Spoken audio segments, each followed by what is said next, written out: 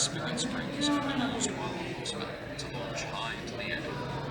This allows for stress-free traversal of areas with a great deal of verticality.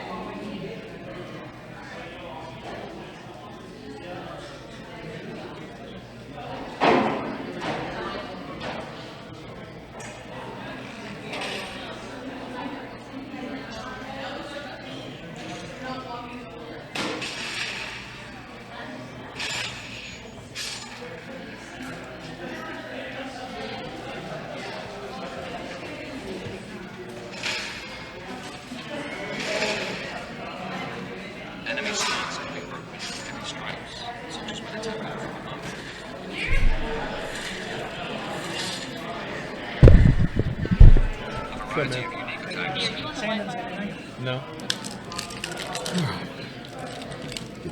Ow! Shit. We're supposed to start the stream at 7:30? The stream is technically started right now. Yeah. Will do. But it's good. It's on starting soon. You guys have a minute. Okay. When do our mics go on? Your mics are live. All right, perfect. Hey guys, if you're watching, give us 1 second. We're just about to be started up. This guy asked if we're streaming on Twitch or on Facebook. We're streaming on Twitch and Facebook. I'm starting the Twitch stream right now. Yep, Twitch stream is going up momentarily. I answered back to a guy on our Facebook page. Hey Mitch. Yo. Can you give me my coffee? Sponsored by Quick Trip. Alright,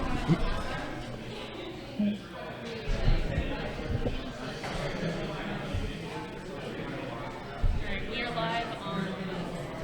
Hand me your headphones. I'm gonna balance you guys in real second.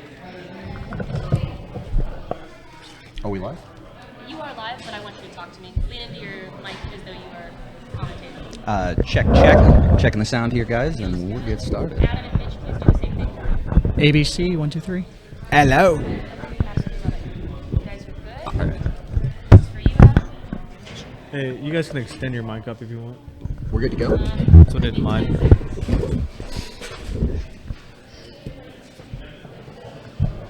I wanted to, Zane, but I got 10 seconds. If you could go ahead and start counting down from 10 now.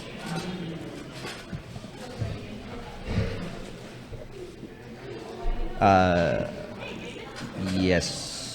Michael Johnson, we're going to be on Twitch as well. I think we just started it up. Try and make it real tight. Try and make it very tight.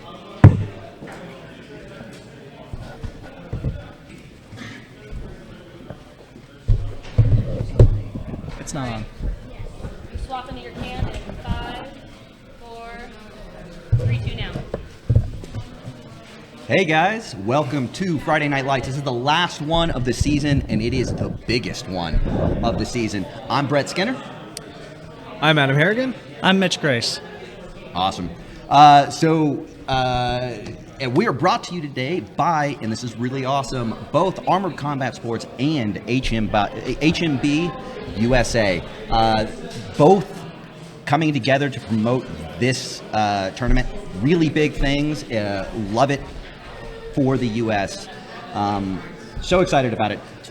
More than that, we have big members from HMB USA, head members in ACS, and head members of ACW all in the building right now. We've got fighters from every organization coming forward, meeting to fight here today, and I can't tell you how excited I am. For those of you who have followed the USA's fighting, you know we've got different leagues, and sometimes there is tension between them, but this has been like a long time coming, and I'm so excited to have all of us under the same roof, just fighting and doing what we love together. Yeah, it's pretty exciting. All right. Mitch, you want to take us through our fight card? Let's go fight by fight, and we'll talk about what you're going to see today. Big card today. Going to be 9 fights? 9 fights. That's the mega card we got tonight. Fantastic. Who do we have up first?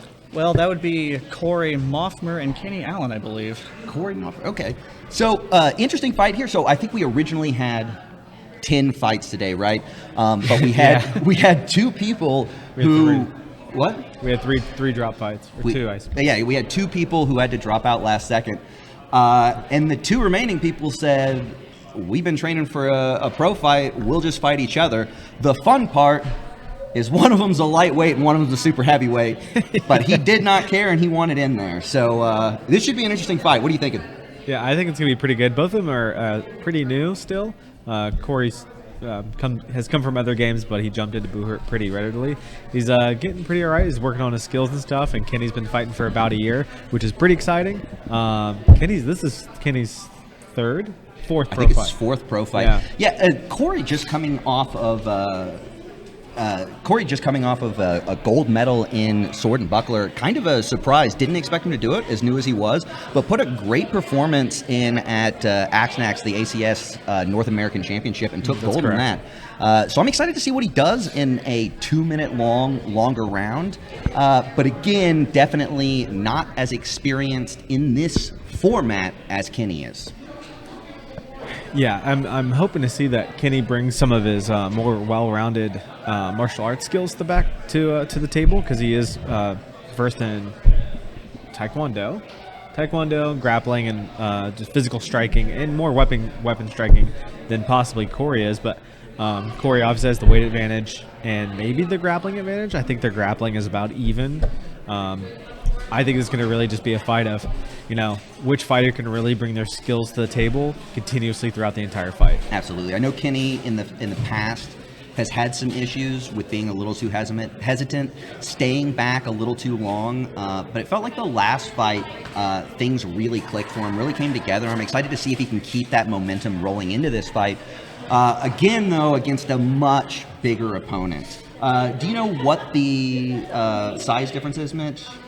Not off the top of my head, but I can tell you that Cory almost dwarfs Kenny, and then Kenny he's not a shrimp by any means, but there is a significant enough weight difference to where if Cory decides to just wear Kenny down, that might be a viable 95 strategy. pounds.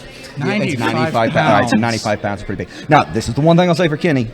Kenny's small. He's shredded. All right, so shredded. So I think it'll be an interesting one to start out. Kenny with his debut fight in the super heavyweight division at a thick, dense 155 pounds. I love it. So who do we got up next? Is that McKenzie's fight?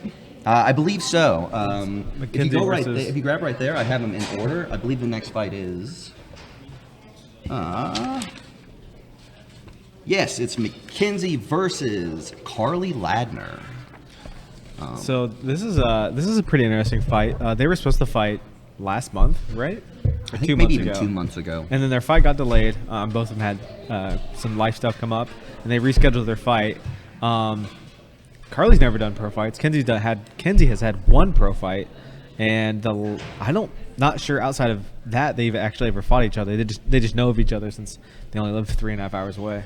Yeah, absolutely. I will say both of these girls are bigger girls, and I don't mean that in a weight sense. I mean they're like I think Carli's probably 210, 6 footish, 5'11". Yeah, she's pretty tall. Yeah, tall and built.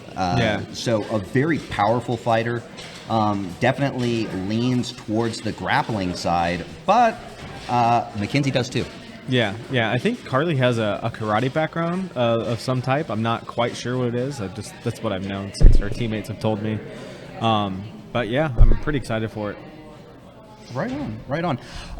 Yeah, I think the big thing that I'm interested to see here is during McKenzie's first fight, she got outstruck a little bit, but she was really able to press her grappling knowledge to get the advantage in that fight. She really is a high-level grappler, but that's kind of Carli's game. Carli has a big frame, is very strong. And it will be interesting to see what McKenzie can do when dealing with someone of that strength. Yeah, I think it's going to stress her skills a little bit and actually force her to use some of her other skill set besides grappling. Hopefully. Absolutely. Expect to see a lot of grappling in that fight, though. Yeah. Well, and the funny things about these is sometimes when they're both grapplers, it suddenly becomes a striking fight, right? But they're trying to, both of them are like, yeah, well, she might be good at grappling, but I bet I'm the better striker. So I'll be interested to see what happens, Mm-hmm. So, that should be a great one. Yeah, they might get in a grapple and realize neither of them wants to continue to grapple because it's really tiring. Right? We'll see how it goes. What do we have up next? That would be our fight containing Solomon Dimick and Justin Doty. Yeah. Now, do we know if this is a pro fight or a longsword fight? So this will be a pro fight. I think they were considering using long swords, or Dustin was originally considering using a long sword, but he may not be doing that. Last I checked, I think he may have chosen to switch back. This will be an interesting one. Solomon, coming from Cerberus, is a very new fighter. Has only been in it for a year, but he did a couple of years at HEMA before that. So he's, that could be actually a pretty good fight if they both chose to do longsword. I mean, they don't have to choose, now, but if they wanted to, that'd be pretty cool. I was talking to him in the back, and he said that this would be his first sword and board fight, so he's not going longsword. But when I heard it, I almost wanted to see the longsword to see how it turned out. Yeah, because we've seen that twice now. We saw that once with Justin and Michael Johnson, and then we saw it with Shan and Ringo, right? Yeah. Both of them did longsword. Right, and it's so interesting. Those could not have been two more different matches, right? Yeah. When you look at Justin and Michael Johnson, they really take their time, try to be really high skilled, exchanges, nice and slow pace. Yeah, then you really look at technical. Shan and Ringo said, "Fuck this sword. This is a boxing match." He used a longsword until longsword wasn't valid, and then he threw a couple punches, then picked the longsword back up. Yeah. And then didn't y'all's previous pro fights, didn't Austin Ponticelli fight pro site? He did. Longsword He with profiled Alex Alex G. G. You're right. Yeah. Which was a pretty balanced longsword pro fight, at least for Austin. Alex, coming from HEMA, also did a lot of just technical sword fighting. Yes. Was not prepared for the other aspects of that combat scenario. But anyway, this will be an interesting one. Solomon is on one of the strongest teams, so his training is going to be better than a lot in the league, but he is still very new. So I think there's a little bit of a question mark coming out of him, but I think he's one that might surprise us. Yeah. So then moving forward, let's see what we got for fight 4. It looks like we got Charlie Brumfield and Jared Guzman. Now, is this a two-handed axe fight, or is this a pro fight as well? Well, they don't necessarily have to choose like an agreed-upon weapon set. They can use whatever they want. Charlie is definitely using a two-handed axe. Yeah. Something to remember in this. Unlike a lot of the other duels where you will always see matched weapons, pro fights, they have restrictions on what is a legal pro fight weapon. But as long as you're within those restrictions, you may use any pro fight weapon that you want. Right. And two-handed axes are included in that. So I believe Charlie will be using a two-handed axe. Yeah, and those weapon sets are like, that is you can only use those things. They're basically a category within themselves. So you can use longsword, you can use axe and shield, you can use sword and shield, and then you can use longsword, basically, right? No. That was that was the old rules. They had okay. some specific things that they said that you were allowed to use. I'll have to go back and look now, but I believe now it's pretty open-ended as long as the weapons pass. Okay, yeah. Okay. That makes Right. sense. So, I don't know. Maybe. I think you may have looked up these rules recently, didn't you, Mitch? Yeah, today. I was looking up the rules for something completely different than what Charlie's wanting to do, but yes, I did read the website, the rules on the new website. Which, by the way, that website, Google Chrome does not cooperate. Just It's not very mobile friendly either, but that's all right. funny thing is, actually, the only time I was able to get it to work was on my phone. Oh man, I have the exact opposite problem. Wow, how about that? Yeah, so this should be interesting. So Jared Guzman is a member of the newest ACW team, the Night Terrors. They are a team out of Tulsa. The Tulsa team got large enough that they basically split into two. What do you mean split into two? So they set up a second team in Tulsa. Okay. So there's two separate teams. During the national events, they still come together and fight together, but during local events, they fight separately. But it should be interesting to see how he fights. He's got 1 year in Armored Combat. I was talking to him backstage, though, and I think this may end up being one of the big things that hurts him, is he said his kit weighs 110 pounds. He said the helmet alone weighs 22 pounds. Yeah, Charlie's helmet weighs half as much as my kit. I'm not talking about Charlie. I'm talking about Jared. Jared said 110 pounds was how heavy his kit was. What? 110 pounds. That's insane. So His kit weighs twice as much as my kit does. yeah. So Well, I mean, that tracksuit's wearing all steel, I right? didn't weigh it. I will tell you,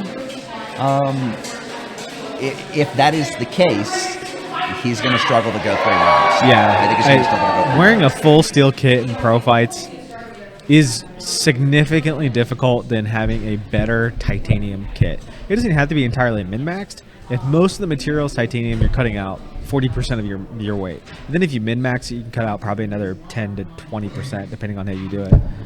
Well, But real quick, let's keep this moving just because we're getting close to fight time, and I want to. We got a big card, so I want to cover them all. I hear you. So what is Fight 5? Do you have Fight 5? that would be Shannon Lindley versus Shanna Martin. Oh, that's going to be a fun one. Is Shanna Martin using her two-handed axe, or is she going to use sword and shield? She is not. She's going to use Sword and Shield. I was surprised. I think going into this fight, Shan was definitely prepping for the two-handed axe fight. Yeah, right? yeah. I think that's what we kind of expected after seeing her just 2 weeks ago at ACS Nationals. She chose to fight with the two-handed axe in the pro fights there. So It's not on. should be The camera's on. interesting to see how that Appreciate you. turns out. I don't think I've ever seen her fight with Sword and Shield before. I'm excited to see how it goes. Yeah, I know.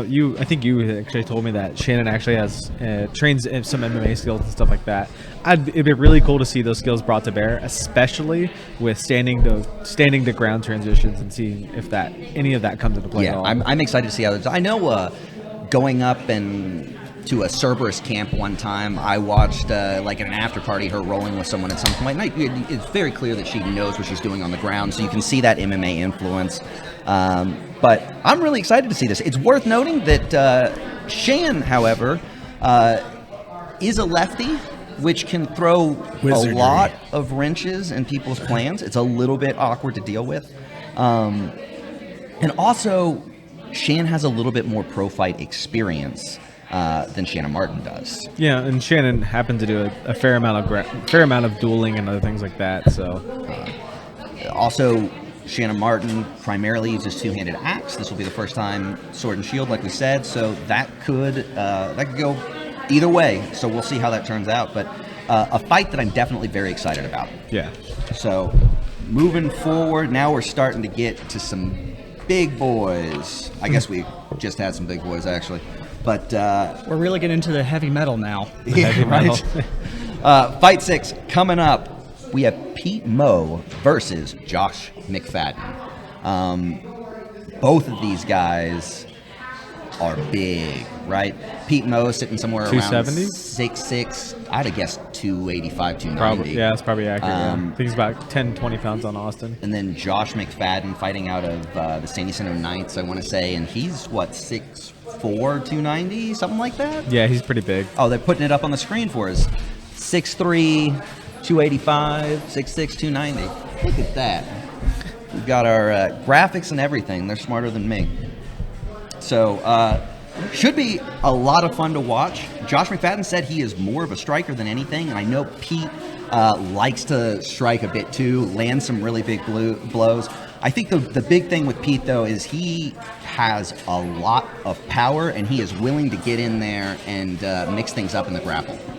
Yeah, I mean, the last time we saw Pete fight, he fought Cyrus, and no, he didn't fight Cyrus. My bad. He fought Luke Linder. It was his last fight.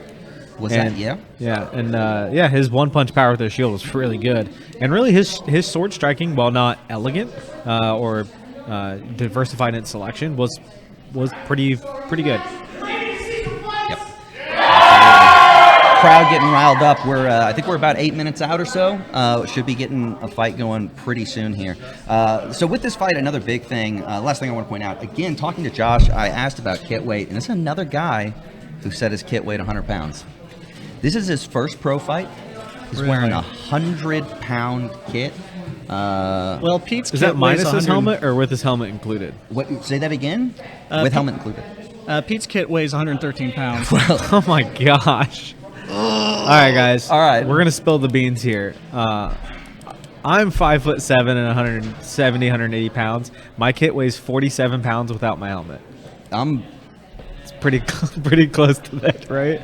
I'm, 225. My kit weighs close to that with my helmet. And I don't even have a kit, folks. So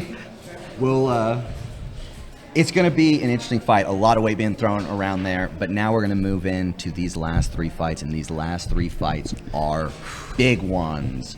What do we got up first? Fights. DeAndre Cyrus versus Johnny Porter. DeAndre Cyrus versus Johnny Porter. So Johnny Porter originally supposed to be my opponent. And doing the scouting, knowing what I knew about him, I thought this was probably going to be one of my hardest fights to date. Yeah. Unfortunately, I had a neck injury, had to step out, and Cyrus chose to step in for me. Johnny has a huge experience advantage on Cyrus, but Cyrus has been pushing and training hard for his time in the sport. And he really is breaking into the top level of fighters in the U.S. at an alarming speed for someone as new as he is. And he does have a big size advantage on Johnny, right? So yeah, and really, Cyrus has done quite a few fights. His first year, he won the ACS Sword and Shield category, which is great. And then his last fight he just fought Austin Ponticelli. Great fight. I'm really curious to see what Cyrus is going to implement in this fight and see how he's developed as a fighter. You know, he's fighting great. How good of a grappler is Johnny in comparison to Cyrus, would y'all say? Phenomenal. So, man, it's hard. Okay, so for people who don't know Johnny, I have fought him. I've trained with him plenty. I fought him mostly in melees. But he has a style that has a very, very constant output of striking while looking to set up takedowns. His grappling defense is phenomenal, and he has a way of constantly attacking and getting in position to get takedowns. Straight offensive grappling abilities, I think they're close.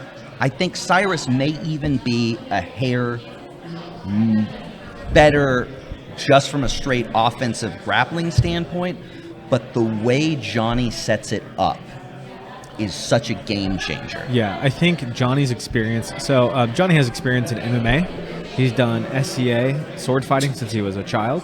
Oh my! He's done historical medieval. What's EMP?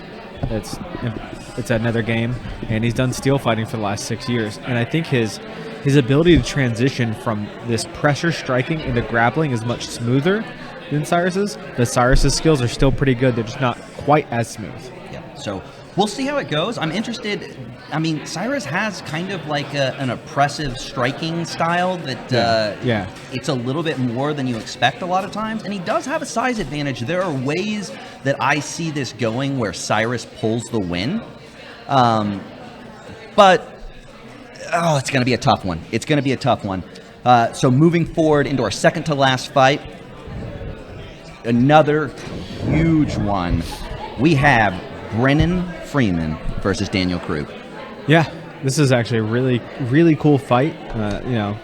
Just from a viewer standpoint, both these guys have two decades plus some change and some more experience in combat in general, and both of them express their experiences from combat from two completely different vectors.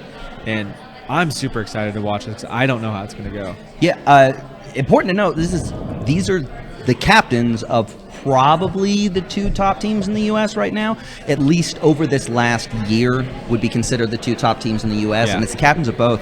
And which team does Daniel Krug captain?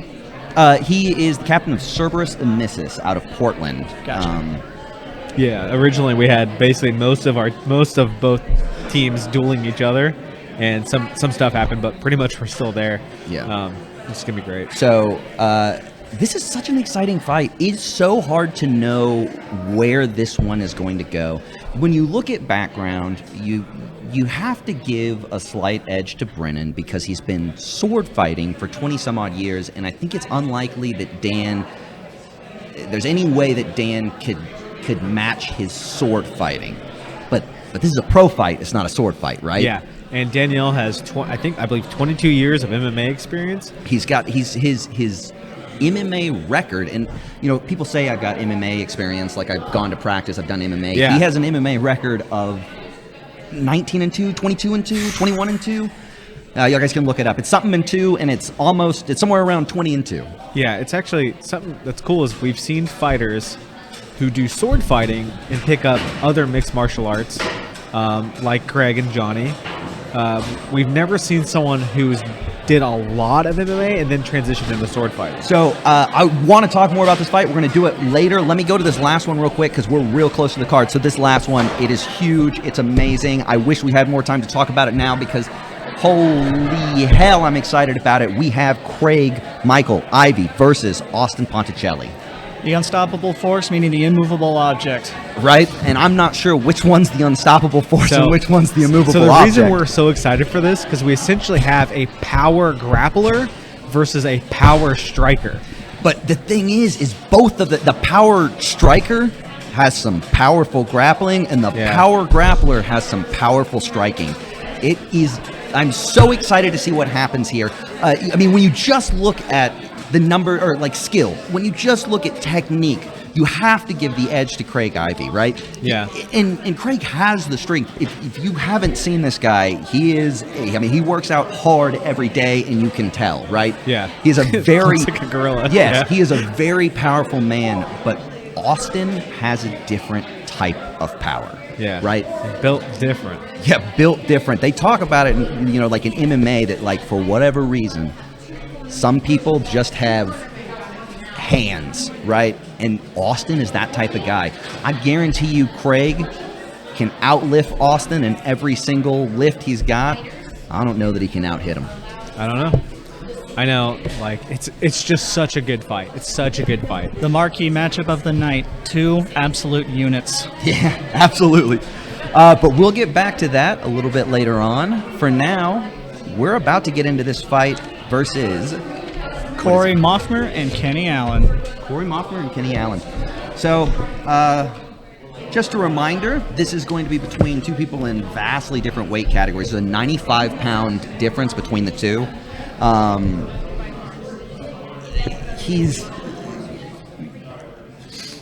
We'll see what happens. Both of these people are members of the Warlords. They both lost their opponent last second, but both of them were training for a fight and didn't want to stop. So they're going to fight each other. Yeah. Do we by chance know which fighter's in which colored sash? Kenny is in the blue, Cory's in the red. Thank you. Yep. Perfect. So I think we're going to get going pretty soon here. Y'all guys let me know if the sound cutting out is still an issue. I'll look to see what we can do. I do see something happening every now and then, but I think we're working on it. And I am sitting next to two experts of this sport. I myself am a pretty big novice when it comes to that. So if you at home are watching and have a question, you can put it in the Twitch and Facebook chat, and we will try to answer it as best we can. Absolutely. Yes, please message us. Let us know if you have any questions. And we'll get on to it. So, again, I think one of the interesting things going to be about this is Cory, this is his first ever pro fight. A lot of times coming into your first pro fight, you go a little hard and you gas out. It's just common. You got a crowd watching you. You want to do well. You push hard, and you start seeing. You just pray to make it to round 3 and end the fight still standing and not puking your brains out. Yep. So, but you look on the other side. Kenni, smaller guy, heavier kit, but he is like a fitness guru. He is absolutely shredded, and is definitely going to be able to make it to the end. So it looks like we're about to get started here. Let's see it.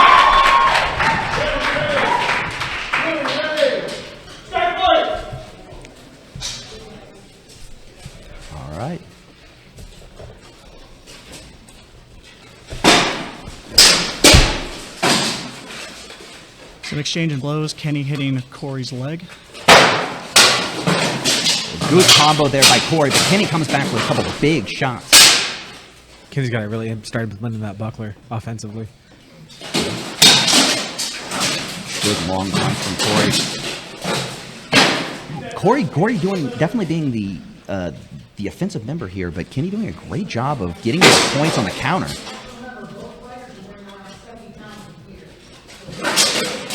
Oh, good knee, but Kenni almost turns that into a perfect takedown. Almost got it. I wanted to see that Taitoshi so bad. That was nice so clinch work close. by Kenni. Yeah, the timing on that was absolutely beautiful.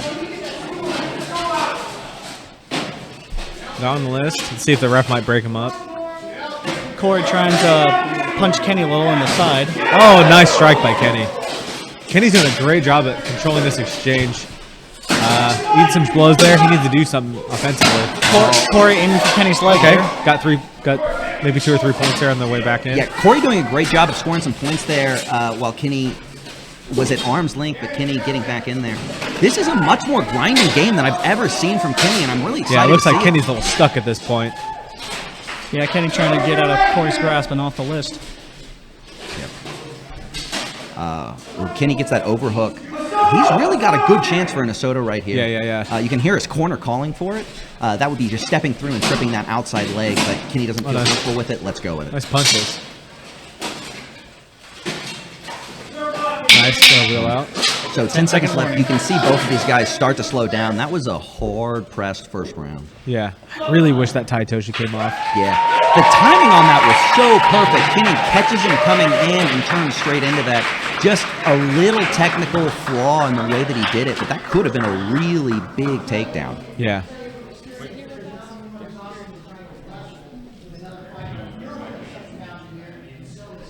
All right. We have David Arditi telling the audience that all the technical aspects of the fight. Yeah, he's our 90s Cup hype man. You took the words right out of my mouth, Adam. He does look like literally right out of my mouth. Both fighters getting fanned down by their corner right now. This is, we've talked about it a little bit. This is shockingly exhausting. Fighting is one of the most exhausting things you can do anyway. You add 60, 70, 80 pounds of armor for some of these guys. It looked like they had a pretty even exchange of blows. If there's not a 20% point disparage, then the round is a draw. Looked pretty close. So when you're watching these, basically all blows are legal. There are a couple places where you're not allowed to hit, but for the most part, for example, so you don't want to hit the hits to the neck, to the armpit, to the pit of the elbow, to the back of the knee, to the foot, to the groin, and no stabbing. I believe that covers most of it. Yeah, and there's some things where, like, if they're in a clinch and Cory's trying to knee Kenni can actually block with his shin because a knee does not count to a shin. Right. Stuff like that. But the way this works is we have 3 counters sitting around the ring. Today we have Russ Mitchell. Yep. And Francesca? No, I think it is Caitlin and Anna. Yep. Russ is an instructor at the academy, is he not? Yes.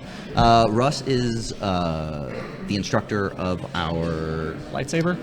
Well, he does I think he lightsaber, instructs Hema, lightsaber, and then he Hungarian wing saber fighting. Right. He instructs Hema. I was trying to remember his specific thing, but it's Hungarian wing saber.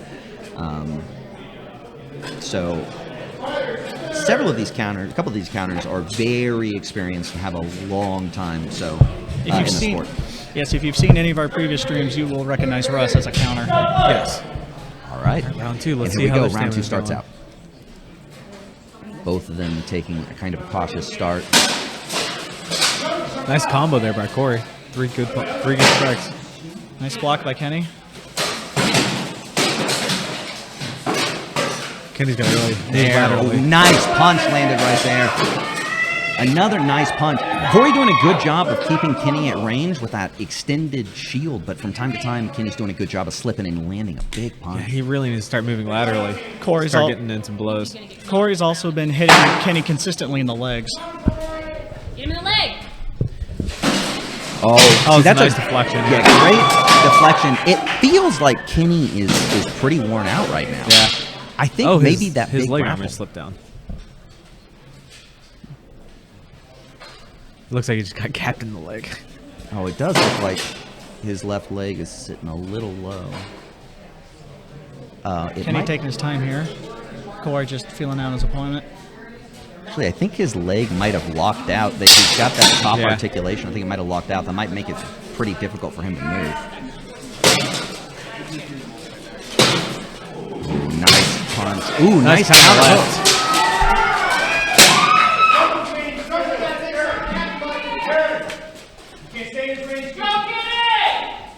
Cory's definitely been the aggressor so far. He's Yeah. the one initiating combat and the blows. Kenny's having to react to it. I do feel like Cory is definitely taking control of this round. Kenny is still doing a good job of landing some blows, but Yeah. good block by Kenny, but not for the follow-up shots. 10-second warning. Kenny is looking very gassed up. Nice But a counter great left. check left right there.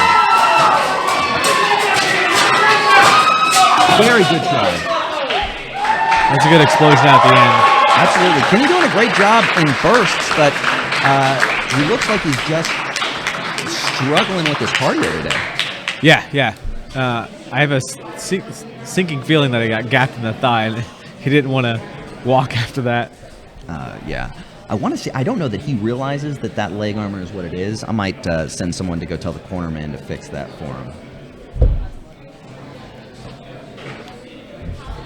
Hey, will you tell the corner man to fix Kenny's left? So Adam, if you were in Kenny's shoes, what would you be doing to get back into this fight and try to take round 3? Kenny's got to start aggressing, and he's got to start aggressing on angles. Moving straight at Cory's a big mistake. Cory's throwing good combos into Kenny. So to mitigate that, you have to move off line as some of those things to avoid some of those things in close range. Kenny is countering his offensive great with those counter lefts, but he's not doing anything progressive on his own to really score points. I think that's the big thing, is if he can start following up that counter left with some other stuff, it'd be really good. With Cory doing that long guard where he's trying to keep Kenny at range while also swinging, it leaves that center line open for a big shot to the face, and he's been punished for it several times, right? And when you're fighting big guys, like, the thing is always to counter initiate. So if they step it on you, you're moving offline to do something and closing range with them, so you don't have to close that distance on your own. And it's just how you got to fight around big guys, you know? Yeah. So we'll see how it goes. I think a lot of it's going to depend on how much energy he's got coming into this third round, right? Because he's got these flashes of really good stuff. This in some ways is the best I've ever seen him look. But Yeah. It just doesn't look like he's got the energy to keep it up. I mean, maybe he rope-a-doped him a little bit in that second round to conserve energy because he had a good burst of energy at the end. Yep. Maybe he's just saving it on the third round. Who knows? Yeah, there was a point where Kenny had good head control over Cory and was pulling him towards our side of the list. Yeah. So, do you think Kenny should emphasize maybe a takedown at this point? He could, but he really needs to start scoring points to win the rounds. He's losing a lot of points on those. And getting a takedown isn't necessarily a guaranteed thing against someone who weighs 95 pounds more than you. Round 3, here we go. Being a little patient. Good little exchange there. Kenny steps in. Oh, he's got a looked like Kenny wants the takedown, wants a chance at a takedown. A lot of shots being Kenny blocked by both really fighters. start spamming Cory's Oh, left leg. another great check hook. That hook is really landing well. I wish he could follow it up with something. Oh, hard Yeah, left. Cory's got some hands on him.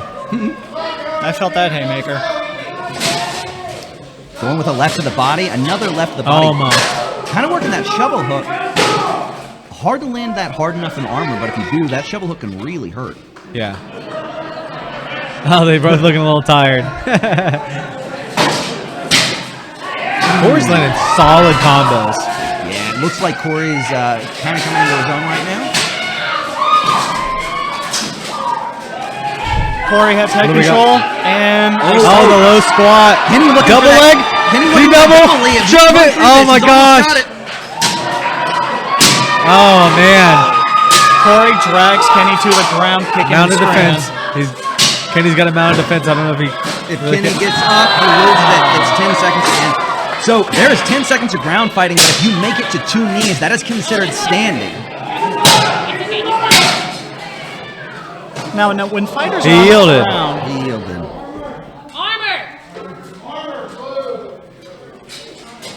now when fighters are on the ground, are they allowed to resist, or do they just have to take it, or can they like roll around to get back on 2 knees? They can absolutely get up. So the problem with getting up, especially in armor, is because it's 10 seconds on the ground, an attempt to stand up can often just reset the timer because it's so hard to make it to your feet while someone is hitting you. Yeah, just like in MMA. I mean, that's difficult terrain or hazardous terrain to really traverse that terrain and get up again. It's just difficult. All right, I'm trying to see what happened here. Was that a yield or an armor call? I'm not sure. Some adjustments are being made in Kenny's corner. Okay, it does look like ref is calling an armor failure. So armor failures, you're allowed 1 minute to fix it. In the case of an armor failure, it is 3 points to your opponent. If you cannot get it fixed in 1 minute, it is an additional 3 points, and you get another minute to get it fixed. After 2 minutes, it is a disqualification. So can be very punishing to have armor failure, but it looks like they got it fixed within a minute. They're going to get back in here and finish this last round.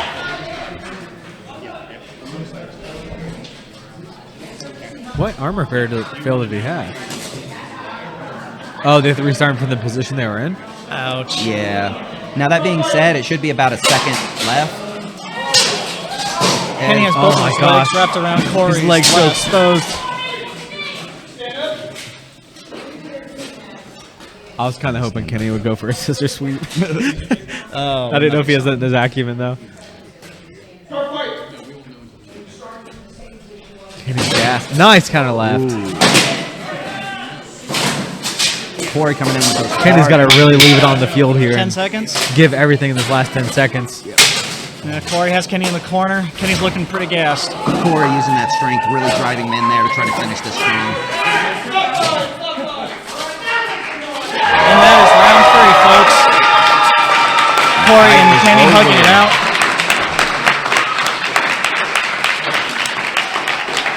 Huge rounds of applause from the crowd for both fighters. A great fight from both these guys. I'm really impressed with what I saw from Cory. First pro fight didn't really slow down. I mean, yeah, you could see that he was getting tired, right? But I expect people to peter out a little bit more than that in the first pro fight. Yeah, most people lose posture. You know, they look obviously fatigued. I know I have, certainly. Cory looked mostly pretty good. His posture was great the whole time. It didn't noticeably change besides he just stopped striking as much. Yeah, absolutely. Still clearly had good power left at the end. So really just a great thing to see. But I'll tell you this, Kenny taking this fight last second, basically, Props to against a him. person who's got almost 3 digits of pounds on him. This is his first fight ever in the super heavyweight division as a 155-pound guy. I think he had some really exciting moments. That check hook that he was throwing is one of the better check hooks I've seen. Yeah, that was pretty good. That was dead on. You know, and technically speaking, like you said, that's some of the best fighting we've seen out of Kenny since he started the sport. It looked great. Yeah, so I'm excited to see what he does going on. I think that if he had a little more cardio, he could have gone a little bit farther and done a little bit more of what he was doing. That could have been a really close fight, even with the weight disparity. And Adam, when you do the interviews, you should ask Kenny if he got hit in the leg somewhere that made him. Okay, yeah, I definitely will. Yeah, I don't know that they ever realized that his leg was messed up. I'm not sure if they did either. I sent a message to the corner, and I got the message back, yeah, they're working on it or something like that. Oh. But they never worked on it. So. Well, kudos to Kenny for taking on this fight to begin with. Yeah, really an incredible fight. But I do think that we will see probably all 3 rounds going to Cory, but definitely the second 2. Yeah, for sure. So that first round was close. If you told me it was a draw, I wouldn't be surprised. But I would be shocked if he did not take the next 2 rounds, and if this doesn't get called a sweep for Cory. Gotcha. Yeah. Well, Adam, thank you for doing double duty tonight, commentating and doing the fighter interviews. Yeah, I'm real excited. I'm actually real excited to do the interviews. I got to be a pretend Joe Rogan. It should be fun. Again, tonight brought to you by Armored Combat Sports and HMB USA. They are coming together and basically both supporting this event. So awesome. If we didn't say it, guys, by the way, this is official WMFC. Big moment for us. This is our first internationally recognized fight card. All of these people now have an international record, which is so cool. It's freaking awesome for the United States. Like we thought, Cory took it. A really great fight, but yeah, continuing on that, we said it before. I'll be right back. Yeah, get over there. We said it earlier, the fact that we've got now 2 major organizations coming together to promote just better fighting in the U.S. in general. So excited. We even have high members of ACW in the house. We have ACW fighters who are fighting tonight. We have all of the American organizations together for this, and I can't tell you how amazing it feels. And hey, it's even better that it gets to happen in my house, Warlord Combat Academy. So we're going to go straight to the interview now here with Adam Harrigan.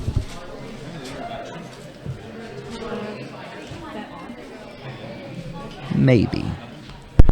Hi everybody, I'm Adam Harrigan, and here we have Mr. Kenny. So Kenny, made all 3 rounds, looking pretty good. Tell me about what you're thinking out there. Well, I knew his striking was going to be pretty good. I tried to counterattack when I could. I wanted to test his wrestling and stand-up. The size difference was a little more than I thought. Thought it'd be a little bit more to overcome. His footwork wasn't as bad as I thought it would be either. So I had to play it out. Of course, in the 3rd round, armor feels a little bit heavier. And, I just couldn't quit. I had that armor failure where my chin strap kind of popped at the end. It was getting a little weird because it was coming up. And, I was pretty sure that one was coming. so technically speaking, you look great. You look better than you have looked in your other previous pro fights, and so your technical skills look amazing. And that counter left hook was great. As far as your energy and stuff is considered, those bursts of energy in your grapples were phenomenal. And we were sitting here, we're like, man, I really want to hit that Taitoshi in that first round. We were real sad he didn't make it, unfortunately. But your grappling against a larger opponent is looking better and better and better. As far as your armor failure is considered, did you happen to get hit in the thigh or notice that your leg armor was messed up? Yeah, I got popped in the thigh, and then things changed a little bit. We thought you saw you got hit in the thigh, and I'm like, oh, Kenny's feet kind of slowed down. I think he got gapped in the thigh. It looked kind of painful. Yeah. It happens, right? Yeah. We weren't quite sure what armor failure happened when you're on the ground, but I thought glad you didn't get hit in the neck because it's kind of hazardous. But yeah, made you look great out there. Freaking awesome. You took a guy who's got 95 pounds on you, and you did great. Lots of stuff to work on. What are you going to work on when you come back, or between the next 3 months when we start up again? Yeah, I definitely want to work on some more striking. I want to work on my combos a little bit more. I want to work on my takedowns versus larger opponents. And I also want to get ready for people in my weight class. So they don't want to come out and play. Yeah, We got 5 months between the next time we do pro fights again. We got a ton of training we can make up in the interim, and I want to see you fight again. I'm excited, brother. All right, take it easy, bro. Yeah, thank you guys.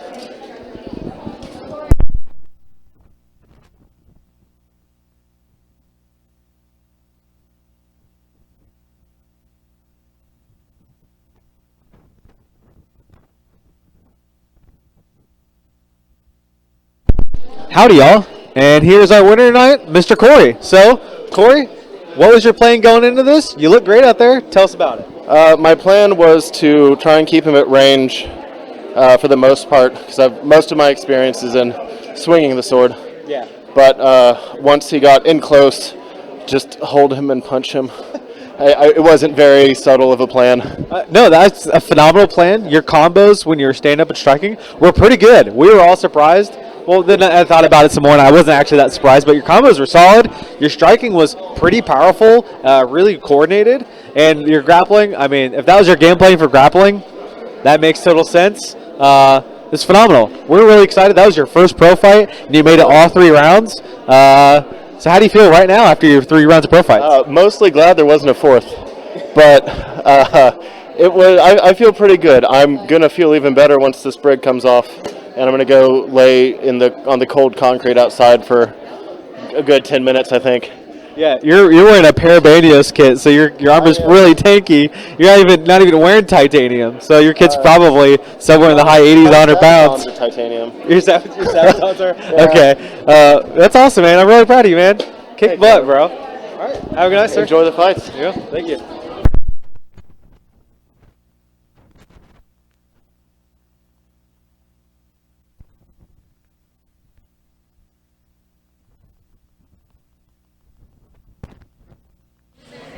All right. Welcome back, Adam. Thanks for the interviews. Yeah. All right, guys. So that was our first fight. Up next, one that I'm really excited about. I'm kind of surprised at this early in the night because this is a really cool fight, right? So we've got McKenzie Dale-Karickhoff coming off of her first pro fight, which was a really solid win,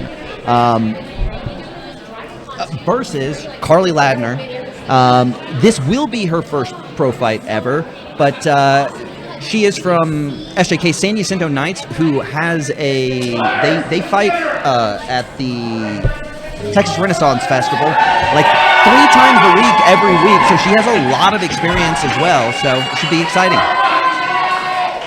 All right, fight starts out. Let's see how it goes. Both of them being very patient in the end, or in the beginning here. Always like to see that. A nice slow-paced first round. Means both fighters being technical.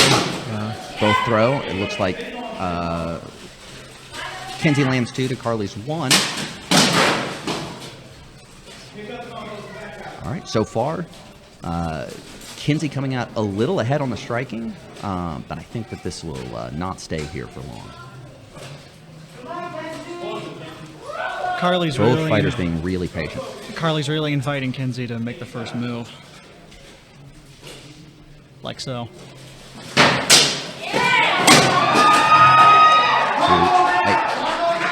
Again, doing a really good job here, but McKenzie keeps coming up 1 point or so on every exchange.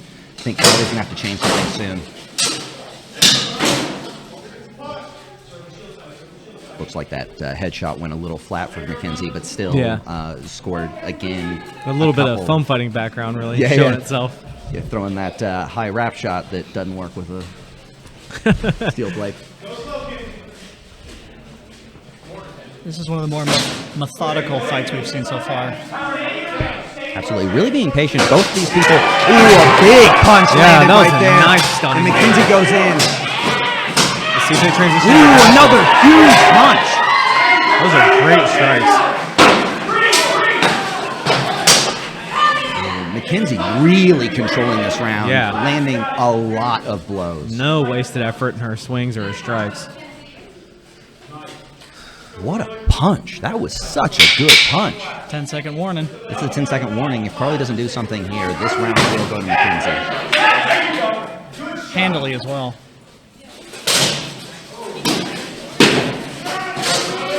Carli getting the point there, but the fight All right, that was, an interesting first round. I'm surprised both of these girls, heavy grapplers. We kind of talked about it beforehand. We were interested to see how the grappling was going to go, but sometimes when you got two people with two heavy grapplers, it turns into a striking match. Yeah, because it's a better match of their skills and stuff like that. Yep. Yeah. That was a really nice paced round. That was one of the most controlled and technical rounds I've seen in all pro fighting. Yeah, it was really well done. What you're going to see is that, so often you see those high-paced first rounds and things really start petering off. I think that's a round that we can expect to see a lot of stuff coming out in the future rounds. I'm interested to see which of the two fighters are more gassed, because, not a lot of, like you said, not a whole lot of grappling, which is very taxing, so... I think there's a good chance that both of these girls are going to have plenty of gas left. That was a good paced round. Now, what I will tell you is I think McKenzie definitely made a statement that round that Carli is going to have to push the grappling. Yeah. I don't know what her corner is saying to her, but I think McKenzie has the clear advantage in striking, and so I think we're going to see Carli start pushing it a little bit more. Indeed. Yeah, typically, depending on the types of fights, sometimes it costs more energy to move backwards continuously. Sometimes it costs more energy to move forward continuously. It just depends on who is actually scoring the points. Because if you're moving forward and whiffing a lot, that really sucks. And if you're backing up and eating a lot of shots, that also kind of sucks. So that looked like a pretty even energy expenditure. Neither of them really wasted that much energy. Yeah, a lot of times it all comes down to who is guiding that dance. If one person is scoring points and moving away, then you following them constantly can get exhausting. And the opposite. But let's see how the second round goes. I think we're going to see... Let's see if some evolution of strategies here. I think we're going to see some changes right here. Both of them staying kind of patient. Looks like Carli's looking for an entrance right now. Yeah. Already stalking forward a little bit more than previously. Nice little counter shot by McKenzie.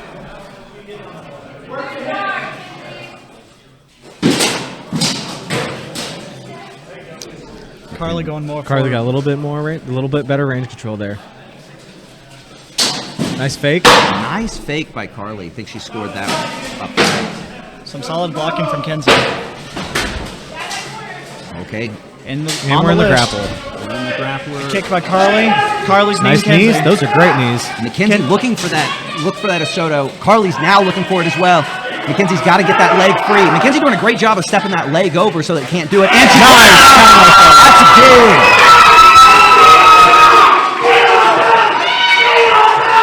McKenzie trying to get control of this. Oh, throws a big knee in there. You saw Carli move there. She definitely felt that. Boom, and it stopped the break. Good 2-point blow. That was a really good exchange there. McKenzie doing a great job of keeping that leg free as Carli goes for the Asoto and then gets a chance to counter. Great defense by Kenzie. Great defense. I'll tell you what, take a lot of energy getting up off the ground. That sucks. Oh, Carli's looking a little gassed. Her feet are looking a little sloppier. Composure still good though. Ooh, lands a good blow though there. Yeah.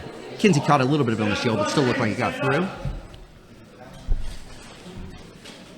McKenzie's got that shield arm down. Hard to tell if she's doing it because she's tired or if she's getting a little cocky. Ooh, and a huge punch!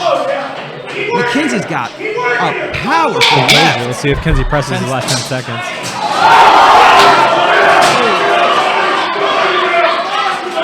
Hard to see what happened there. McKenzie going for the kick, but McKenzie gets back up.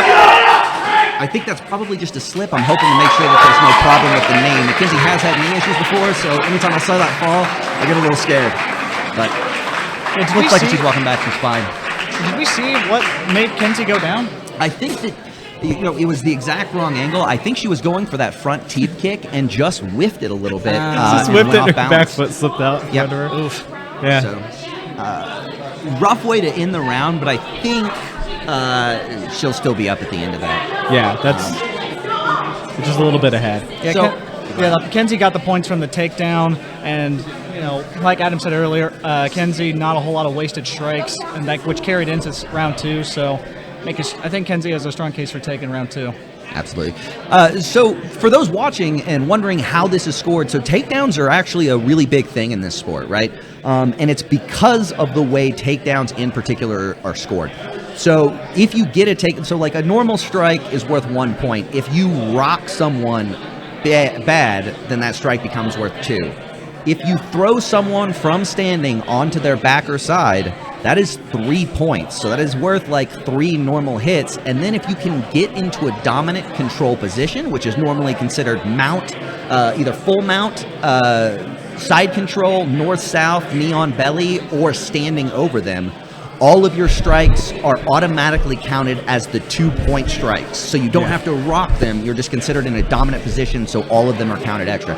So the amount of points you can rack up with a good takedown and follow-up is huge, and it can really swing around. Yeah, it's phenomenal. Now, when Kenzie went down on both of her knees, with the strikes that Carli tried to hit on her, are those going to count as 2, or because of the 2 knees? So no, so you are not. So you have to be lying down in order for the standing person to be considered in control. So because McKenzie was not laying down, she was getting up, those would only be considered 1-point things. Gotcha. Thank you. All right. Let's see what we got. We're going into the 3rd round here. Let's see what these girls got left, because so far it's been a hell of a fight. Both of them starting out patient like they have been. Ooh, nice little fake to the leg. McKenzie with a nice 1-2. But Carli coming back.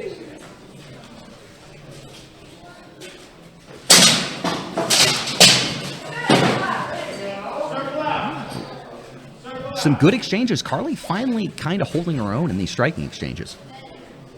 I think the rounds are starting to catch up with both fighters as they take a minute. Ooh. Nice. She's really pushing the grapple. It's a big hit. Oh. McKenzie chooses to back out. I'm kind of surprised there. I felt once she got in there that she was going to try to push that. Yeah, me too. McKenzie taking her time. Right now, I can't tell you who's up right here. Well, Kenzie got a blow on Carli's leg as she was backing away from the list, so... Good blow. I think McKenzie trying to set up that big left again. Yeah. Oh, they traded left there. There, McKenzie coming in. McKenzie with a big leg. Steps out again. I'm surprised she keeps stepping out of this. I feel like she's got the advantage there.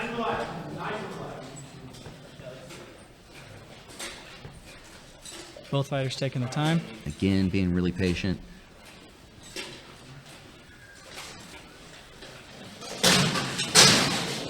Nice punch back.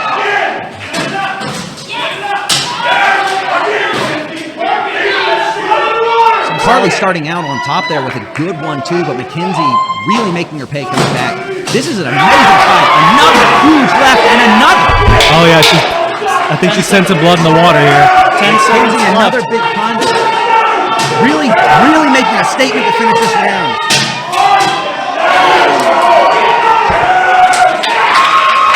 That was a good end of that fight. And that's the end of the fight. You know, that last round was close. You could see Carli making changes. You could see her really doing a good job in the striking. Probably her best round, most competitive round from a striking standpoint, but those last 15, 20 seconds, McKenzie really put it on. I think it's enough to steal that round. Yeah, I think she really got the points back there at the end. She gave up a few, but those last 20, 25 seconds were basically uncontested. Kenzie has a strong case for all 3 rounds. Honestly. Yeah, that was a nice display of something that we train specifically for pro fights is controlled bursts of exchanges. We suspected that she was going to go into the grapple after she closed range, but she just disengaged and did it again. Yeah, and you know, I still question whether or not that was the right call, but then you look at that last 15, 20 seconds, she had, energy left in the tank and was able to push so hard and really kind of steal that round, or secure that round, I should say, not steal. And like the two of you have mentioned earlier, Kenzie's a very efficient fighter. She never does anything without purpose or unless she can get a clean hit. So there's a chance that Kenzie only wanted to do the takedown unless she knew she could absolutely get it, like in the first round. Yeah. I think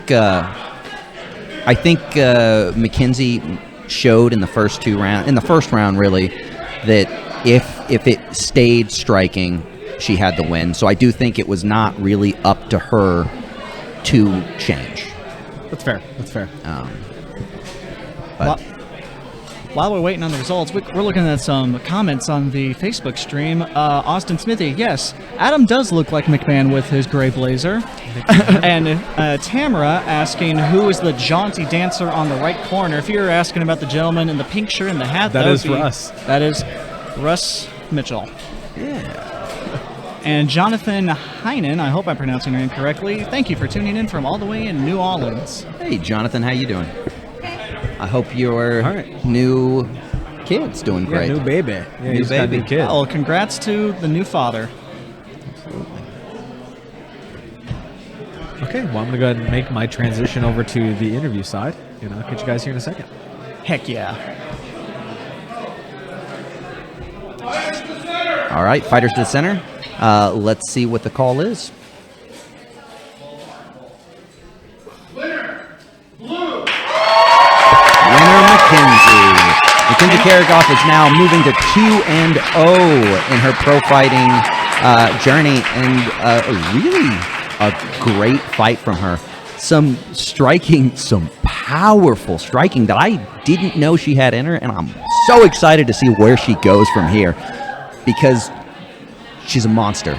She's a monster. Kenzie threw some great haymakers, and she knows what to do. Undefeated. Congrats to Kenzie. Absolutely. Love rooting for our mythics. All right. I think we will be...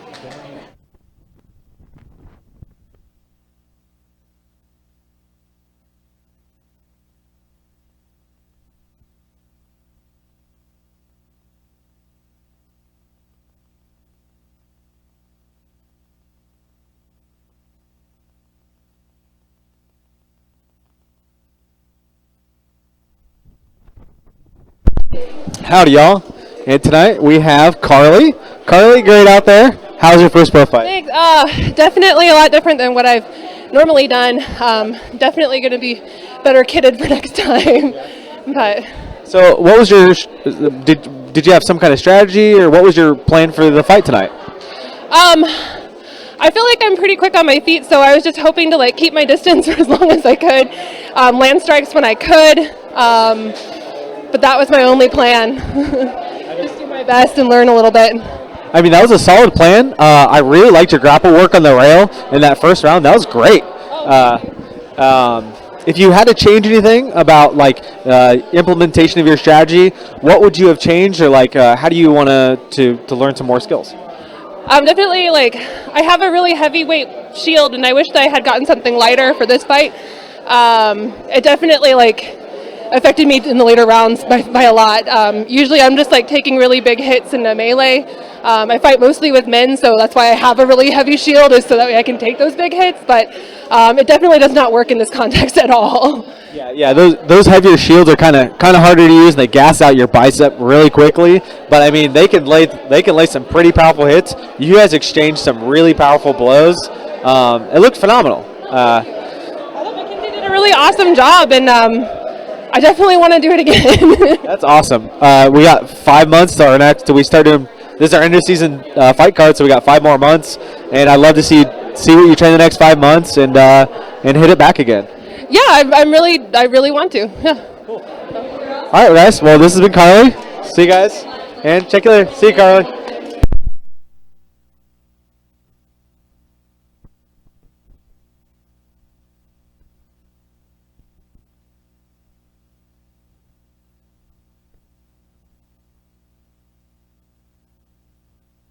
Okay, guys, this is McKenzie Dale-Karickhoff. And McKenzie, what was your strategy going into it? What was your strategy going into the fight tonight? So the last fight I did, I feel like I lizard brained and did a lot of grappling this time. I really wanted to get more sword work in and just try to sword fight a little bit. I tried. Yeah. It took just as much gas as grappling does. So I also have a problem with like rushing and using too much of my gas tank. So my corner man, Shan, I listened to him the entire time. It's hard in your helmets, but if you can pinpoint your coach or whoever it is and just focus on the strategy, it helps you not rush.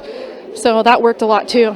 Yeah, as far as like changing your strategy, you defended that grapple really well in the first round, and you ended up flipping it and getting again. Brett and I thought, well, maybe she's going to try to close the range and grapple again, but you didn't. You kept to controlled bursts. Why didn't you go back into the grapples again? Because I really solely wanted to work on sword fighting, and I think if I had done more of grappling while letting them sword fight, I would have had a lot of the same thing that happened in my last fight with Megan, where they got a lot of points, I gassed, and I was only looking at grappling. So I tried to work in a little bit of grappling with mostly sword fighting. Yeah, your sword fighting looked great. Your the power you had on your strikes, phenomenal. That left hook, that kind of left hook you're landing, that had some stank on it. That was pretty impressive. Although we did see you try to throw a kick. What happened with that kick? Okay, so I was in a silly, goofy mood, and I wanted to kick their hip because they left their hip open. Yeah. And I was, as you can see, I was swinging there a lot. So this time I was like, I'm gonna kick it. I was a little out of range, and my foot got. Sean thinks that it got caught on the gap on their leg. Oh. And then I was like, no. So I died, but I got up real fast. All right. Well, McKenzie, congratulations on your win. We'll see you again in 5 months. Yeah. Thank you. I'm going back to the table, guys. See you later.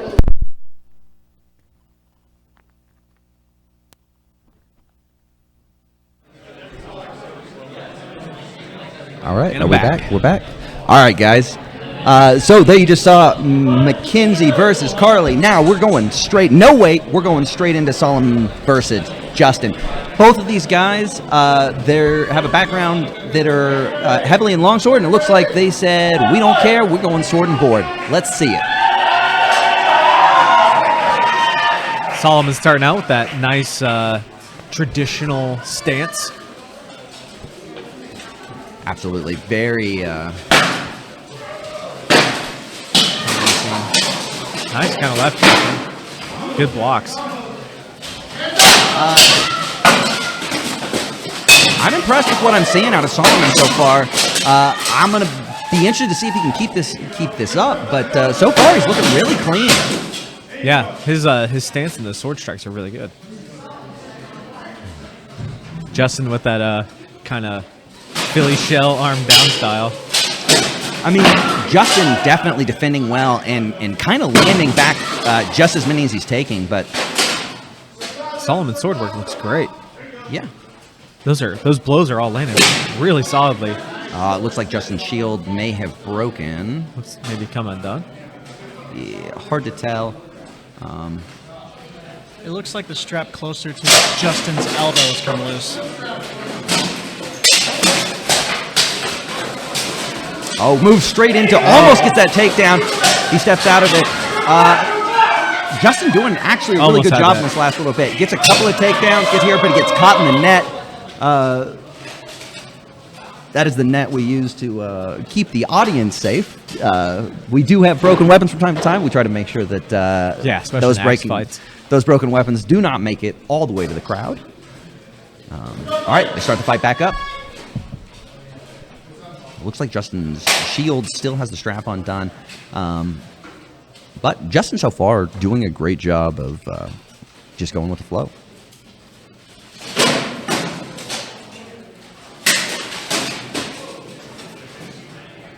Justin goes for that kick. Solomon, great job of just voiding range.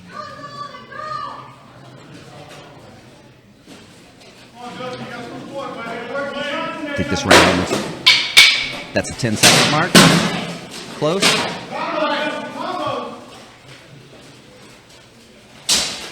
Let's see what happens. Looks like Justin's just trying to make it to the end of the round to get his shield fixed. Interesting round. That one was close. I think that was the closest round we have seen tonight. I don't know who won it. Well, Solomon really pressed the issue on Justin, so I think it'll come down to how many strikes Justin got off and how well he defended.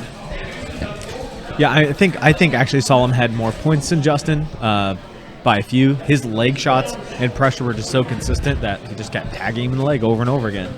Yeah, I think you're probably right. I think Solomon does come out on top of that round. Yeah. I think my only question was whether or not it was going to be close enough to warrant a winner. To warrant a draw or not, but I think he probably takes it. I think it's going to be interesting to see what happens in this next round and the round after that. I think that this is probably a fight where gas tank is going to make a huge difference, because when you see something that close in the first round, who can keep it up is going to be big. Yeah, I don't think. I think Justin spent a little bit more energy backing up than Solomon did coming forward. Solomon's stance was really good, and his posture was maintained the entire time.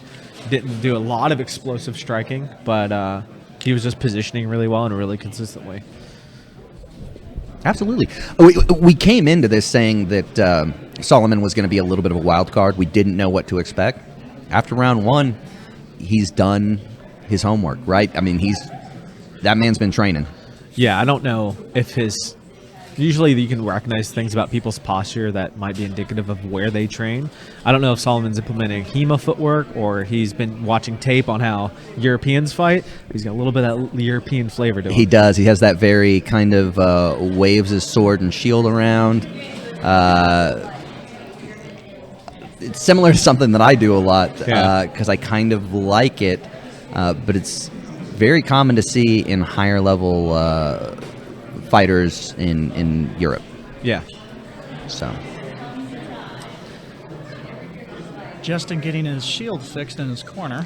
Yeah, that's he didn't have a safety on his strap, and his strap came undone, but it looks like they taped it up pretty well. Yeah, it looks like they buckled it and then taped around it, so it shouldn't be an issue again unless that strap actually breaks.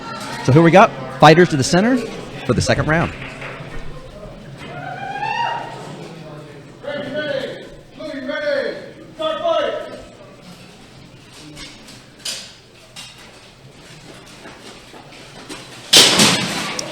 A big 1-2. Justin comes back, lands one of his own, but I think he still comes out down on that. Justin landing a good leg shot, though.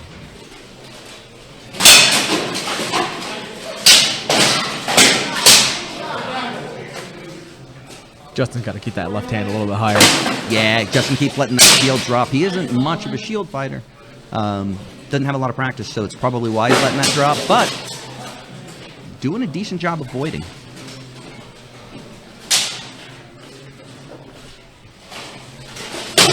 Oh, nice take. Nice attack. take. That's a big fake. Justin keeps backing up. I'd like to see him go in there a little bit more. I think from the little bit that I've seen that he's got a good chance of making some stuff happen, and a great 1-2 there. Ooh, another check jab. Oh, nice, almost knee. He moves in there. Ooh, a really nice tries for a little leg sweep. I love that. I really think that Justin's got... goes over. Oh, he's going down. We'll see. See what happens with his position there.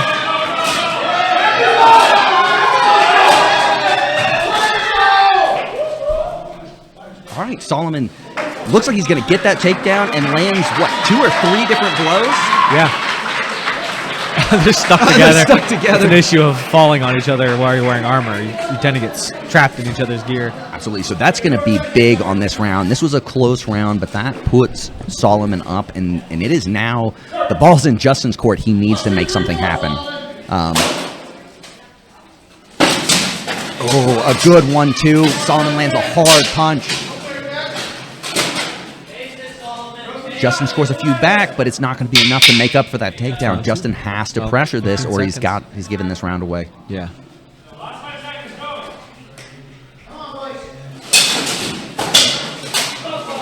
A nice little kick there, but he eats 1 or 2 for it as well. I think this one is clearly for Solomon.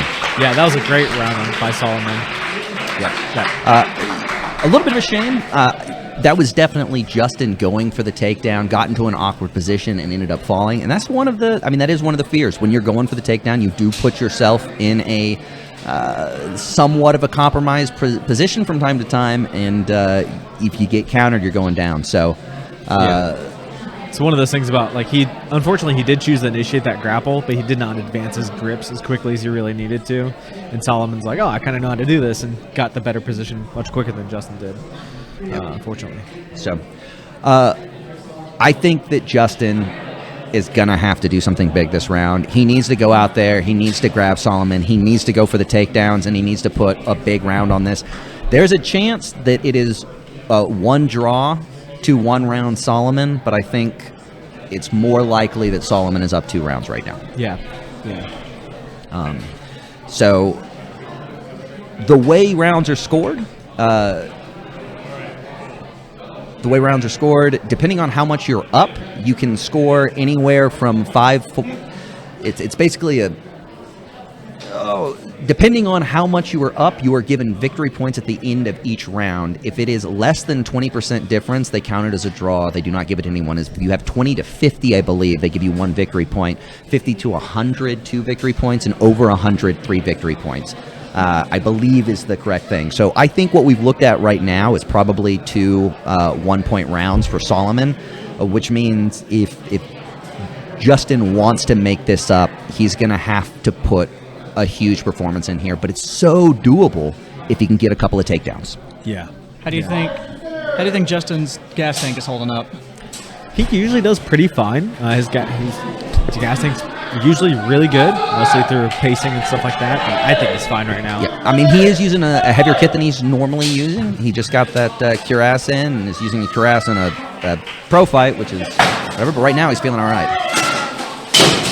Backing up, gets a chance, gets that arm hooked, goes for a really nice sweep, almost gets that again. That's twice he's almost had it.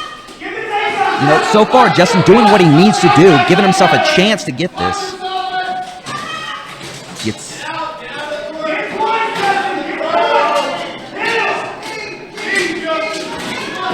Solomon advancing his grip, turning a front choke. Looks like a little bit of and Justin goes down. Solomon landing some blows. It looks like we might have an armor failure.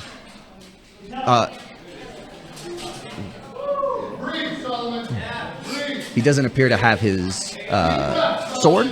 Oh, yeah. So does that count as a disarm? What is happening? So that should be a disarm, and the fight continues with him on the ground. It looks like maybe his lanyard broke. Yeah, the ref is messing with what appears to be a lanyard that came off of the sword. One of the safety things that is required in WMFC Pro Fights is that all one-handed weapons are now required to have a lanyard. The lanyard just forces the sword to stay connected to the wrist. In case you take a hit weird as you're swinging and you lose your sword, you don't throw it into a crowd of people. It'll be interesting to see when they say he dropped this sword. I feel like the ref should be restarting this with him on the ground.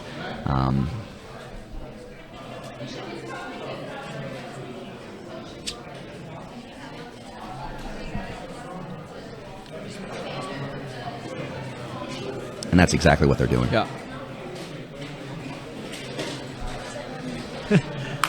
Let's see if it starts with the knee on belly where they're supposed to. Oh, nice. Solomon pulls his shield out of the way so he can strike. Solomon turning around for the body strikes. That's great. Going for some upper leg strikes on Justin, Solomon is. All right, Justin taking a lot of hits there. Now Justin really has to pressure. There's nothing else he can really do. He's got to get in there.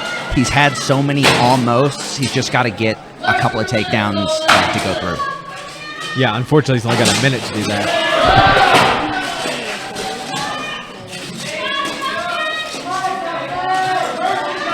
Oh, it looks like Solomon's really close to getting this. Can he roll? Justin's going to look for the roll. If he can get up. Oh, he got. I think Justin yielded I think Justin might be getting choked. by his Gorget, yeah.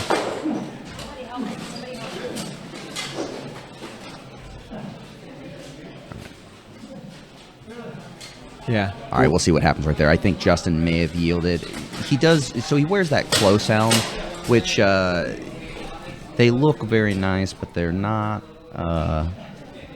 entirely sport.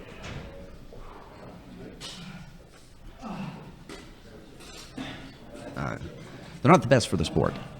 Yeah, Justin's Gorget rides a little bit high, and if your neck is pinched to the side a little bit, it has the propensity to kind of choke you out a little. I think Justin's fine, though. Yeah, I think it's going to be okay. I think that was more of a panic. That can happen sometimes when, in fights like these, when you're already gassed out and really tired, getting trapped and choking out is rough. Yeah. Guys, I keep seeing some people talking about the stream freezing. We're doing our best to see if we can get this worked out. What I can tell you is we are recording it all locally. If nothing else, we will be able to upload the footage without the skipping. But we're doing our best to figure out the issue. I think that our Wi-Fi is having issues today, and we're trying to get it fixed.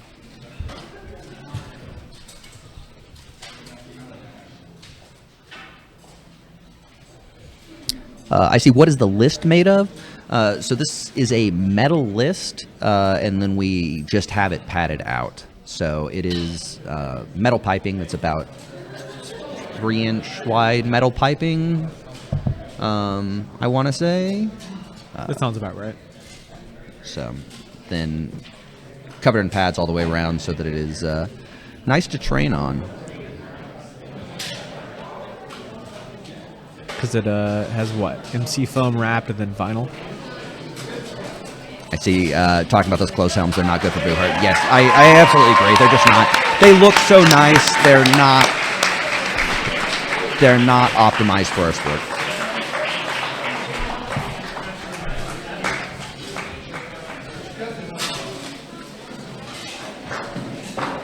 So for those of you that weren't able to see it, Justin Doty was able to get up under his own power and is currently hugging Solomon, and both fighters are about to step out of the ring.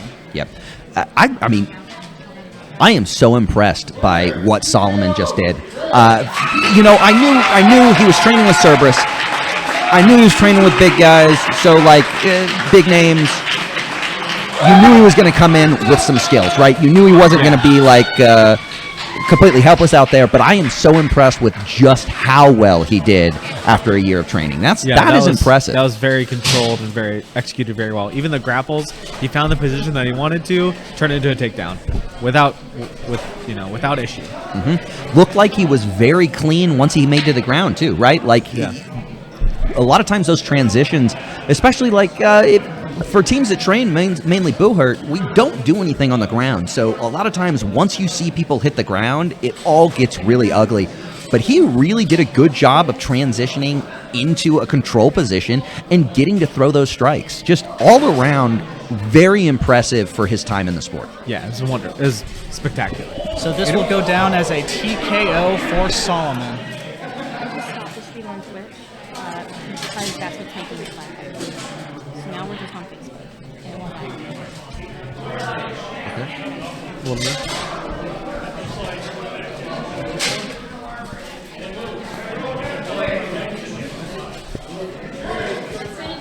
Can we say that to them? I can start it back up for a second, yeah. I mean, I can't.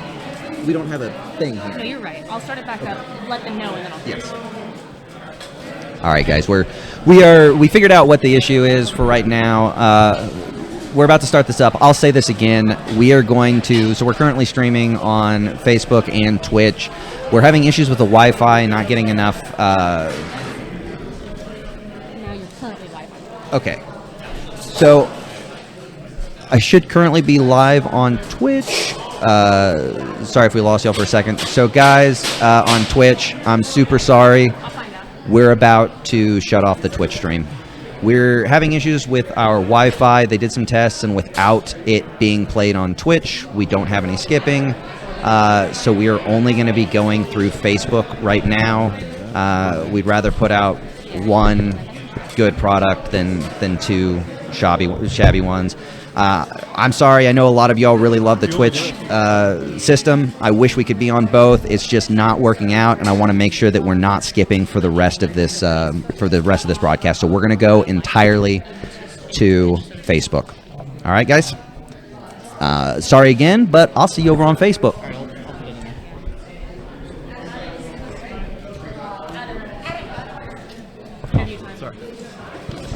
All right, guys, we're going to go over to the interview. We've got Adam with Justin Doty here in just a moment. I literally blacked out first thing. I was hitting him, and then I couldn't move my arm, and I was like, Good evening, Mr. Doty. So that was your first ever first ever sword and shield pro fight. How'd it go? What was your strategy? Tell us about it. So it was going pretty good. I was just trying to feel him out the first round and let him tire himself out a little bit because it's his first ever pro fight. And we stayed pretty much even through most of it. And then the third round, I was like, I'm going to be really aggressive, go out there, swing a lot, hit a lot, shield punch, and try to grab his shield and take him down. And then whenever we went down, he fell onto my gorget, which threw it into my Adam's apple. And then I couldn't breathe, and I was trying to tap him, but I couldn't talk or yell. And then I couldn't lift my arm, and then luckily they caught it and pulled him off me because I could not breathe. I mean, yeah, that was really scary. As far as your strategy is considered, those grapples were super close, especially the ones you initiated. I was like, that looked very intentional. Unfortunately, it looked like he advanced his grips a little bit sooner than you did, but that's kind of to be expected. Yeah, he switched a little quicker than I did. And I know on the first one, our armor got bound up, and I guess he had the advantage of the list and the pole, and I went to throw him. He hit the pole, and then I couldn't turn my leg, and I couldn't figure out why, and then I was on the ground. I mean, despite that, those look pretty close, and close enough to where we didn't know who won the first round. He had a more dominant second round and the third round, etc. But so what do you think? Do you think you'll do it again? And we got 5 months between this and the next one. Do you think you'll do some more training and try it again? What do you think? I might do some more sword and shield.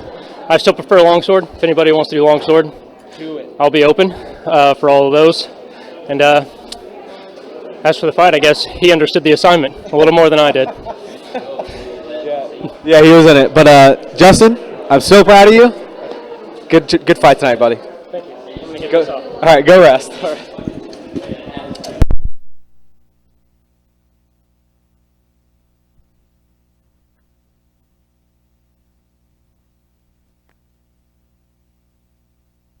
All right, and we have tonight's winner. Sir, congratulations. Thank you, sir. So, what was your strategy going into this fight, and how did you execute it? Well, my captain, Dan Yel always runs us through boxing drills, just combos, 1, 2, 3, 4. I can only remember 2 of them, 1 and 2. I try to just throw that as much as possible, and we got Micah Krug on our team, too. He's been teaching me lots of runny, dippy, dually tricks. Okay. So I was going to try to throw in that shield and the right step, get the leg shot, counter it with a punch. And so your striking looks super great. We were kind of curious because we heard that you have an HEMA background. We're also curious if you watch a lot of tape because your stance was very almost European, how they pro fight and stuff. But your striking looked phenomenal. We were surprised that you only been doing it for a year, but it looked great. Can you tell us a little more about that? I've been studying a lot of pro fights, a lot of European pro fights. I can't attribute my little bit of watching videos to my stance. Mostly I contribute that to Daniel and Micah Krug, 2 people teaching me. I'm HEMA background. I did longsword. Doesn't really translate to Booherd a whole lot. A lot of stupid thrusting stuff and moves that just get that 1 point. And that was longsword. I do have a little bit of saber experience. That's about all the one-handed experience. I've been training for this pro fight about 2 or 3 months. I need a lot of work still. I mean, we got between now and next March, we got 5 months. What are some stuff you're going to work to keep developing yourself? Because you look great, especially even in your grapples look very controlled. Your striking look great. So tell us where you're going to go in the next 6 months to a year. Definitely more cardio. I need more upper body strength. Towards the end of that second round, my hands are starting to dip low and just kind of fight from here when I need to be up here. And it was burning my arms out. I need to get some dueling armor. This is my Booherd armor. really heavy. I'd love some dueling armor before I pro fight again. Yeah, that stuff changes the game. You go from you get 40% of your weight down, and you start moving faster, do a whole bunch of stuff. I'm really excited to see you fight again, and hopefully see you back here, man. You're out here again? Yeah, I am, sir. Good to meet you finally. Good to meet you, sir. You have a good night, man. You too. Take it easy, brother.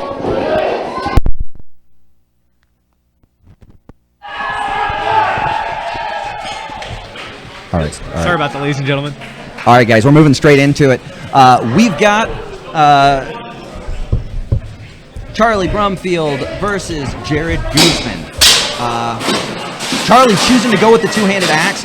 An interesting choice. This is not an easy way to fight. So, Charlie, nice pulling that shield around just so looks like he's trying to grab the haft of his axe. Probably worth noting that is not legal.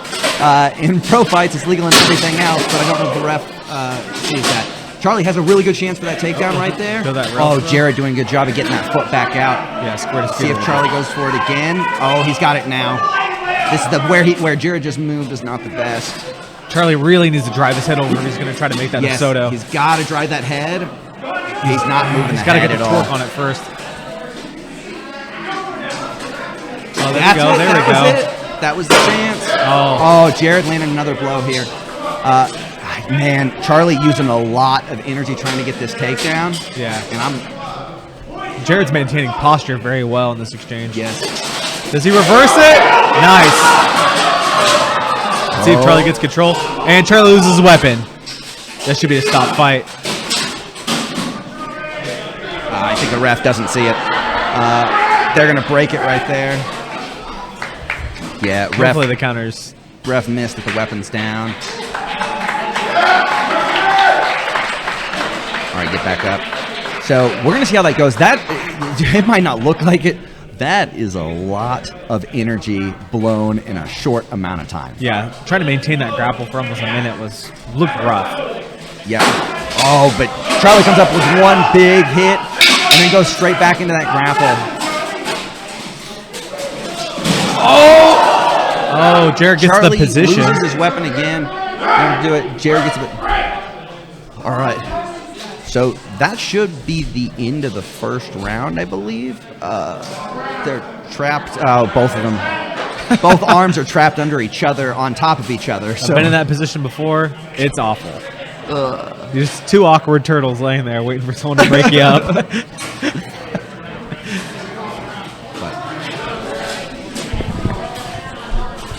All right, so I think the round is over here. Yeah, I believe that this round. So this one, kind of a strange-looking round, but unquestionably a dominant round for Jared Guzman. 2 takedowns in 1 round. 2 takedowns in 1 round, landing a couple of big shots, outscoring him standing, outscoring him on the ground. So we'll see how it goes. We'll see if Charlie's got something new to pull out in that grappling game. He's got some new tricks. Now, Charlie is allowed to switch out weapons, right? Charlie is allowed to switch out weapon. I think what he's doing right now is trying to switch out gauntlets. He's got some gauntlets that he's been having issues with for like 2.5 years, and he just never fixes them and complains constantly. So, I mean, the strategy here would be to suck it up and change weapons, but I think he's really dedicated to using that two-handed axe.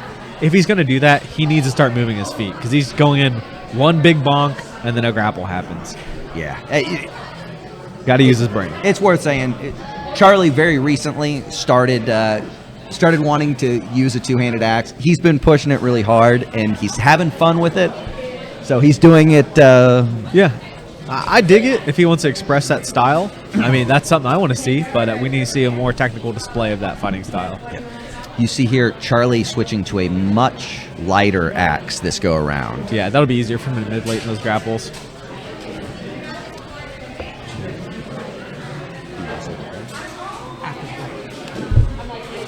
A lot of Jared Guzman fans in the chat. Thank y'all for tuning in. Heck yeah. 89 folks watching live on Facebook. Thank y'all for tuning in on this Friday night. Jared Guzman, one of our ACW fighters in the house tonight. Again, I've stated it before. I'm going to say it again whenever I can. We've got HMB, ACW, ACS fighters all in this house. It is amazing to have all of the leagues kind of coming together for one big fight. So here we go. Let's see the second round. This we get a big fight starting with Charlie. He's backing up quite a bit. Charlie starting out decently. We'll see how this goes. Ooh. Oh, nice. Oh, he's nice got a chance now.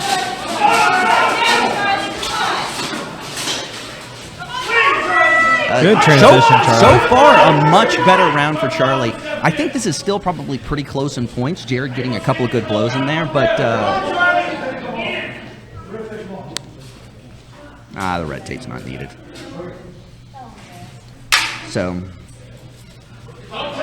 you will notice still fighting. Oh yeah, there's no one's advancing. I think Let's see what the Young Bucks doing. Oh, that is a 3-point. Yeah, if you drop your weapon, your opponent gets 3 points. Yep. So that is that's unfortunate because they just went all the spin up, the cashed points Charlie had at the beginning of the round. Yep, absolutely. Charlie's making strong, setting up a good punch. Those punches are pretty solid. Charlie's got a nice underhook here. I don't know if those are going to be called. Oh, the battle, the Soto battle. And Charlie lost it. He's got to maintain a amount of defense here. Interesting choice to go to the ground there. I think Jared probably showing a little bit of his newness to the sport. He was in a really good position to score. And Jared lost his weapon. That should be 3 points to Charlie as well. Charlie lost the Soto battle. When those battles are happening, you just have to drive her head over while You'll notice Jared finishing that with a really forceful push of the head.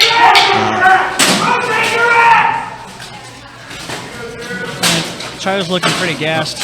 That last axe swing didn't have as much oomph as his normal swings do. Only 10 seconds left, though. Charlie can get this if he can just push. Jared doing a great job of keeping his posture, some though. Strikes in there. Now, battle for position here. Now, headbutts don't count, do they? Headbutts absolutely do count. They have to be to the head or to the body, but they do count. See if the ref breaks them up for inactivity. Gotcha. I think round is over. I think that they missed. Round is over. Round is over. Round is over. Oh.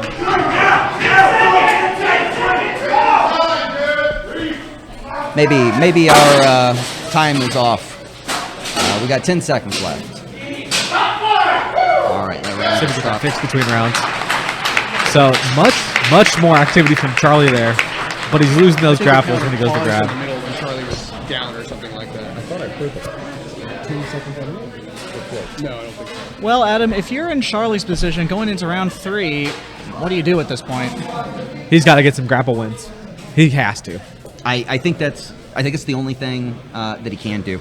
And I would diversify from just hooking, try to hook Jared's head with the axe, start getting some overhooks, just wrestling them down.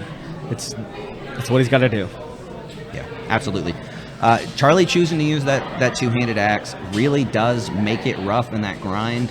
And so far, he's just losing it out to Jared. I think there's no question. It's 2 rounds to Jared, and honestly, that first round may have been 2 points to Jared, 2-point round to Jared. So Charlie, pretty far behind, but 1 round left. He's got a chance to make some stuff happen. He'll just have to. It's gonna have to be a big round. Yeah, I mean, there's always the possibility he makes him concede and yield, but Jared's 21. I don't think he's going to yield. No, and from what we've seen so far out of Jared, I don't expect a huge sudden swing. I would even, if I was in Charlie's shoes, I'd even consider, start thinking outside the box, get a little creative, and try different approaches. Yeah. I think there's a good chance that when he steps up in there, when they're grinding, looking for some sort of trip or like kick to the leg, possibly getting something down, would look real good. But Charlie definitely has to do something different because he's losing the battle right now. Yeah, all the momentum is in Jared's favor. Yeah, and Jared's doing a great job. I mean, this is all fighting is bringing your skills to bear. And Jared's doing a great job at keeping the fight where he wants to keep it, and then when it's not where he wants to be, taking that position and dominating that portion of the fight.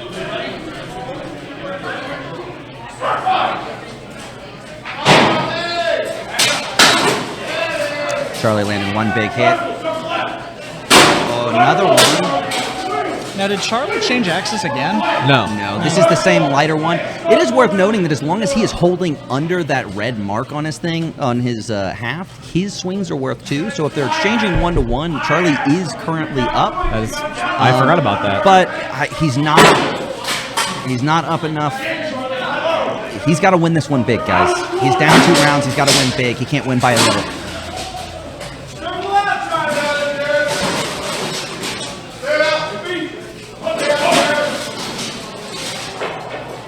Weapon down, that's another 3 points. Yep. And that's going to be 3 points. That's huge. Yep. Charlie doing a better job this round than he did in the last round. But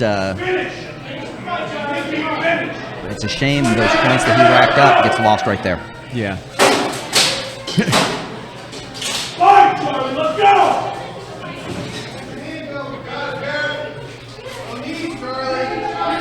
Charlie, looks like Charlie's trying to smother him a little bit on the rail here. I think Charlie is absolutely gassed and is just trying to be tired on him. A few punches from Charlie. Jared doing a really good job of getting a hook on that arm, though, and stopping that stuff right there. Oh my gosh! I want to see a Muay Thai reversal so bad.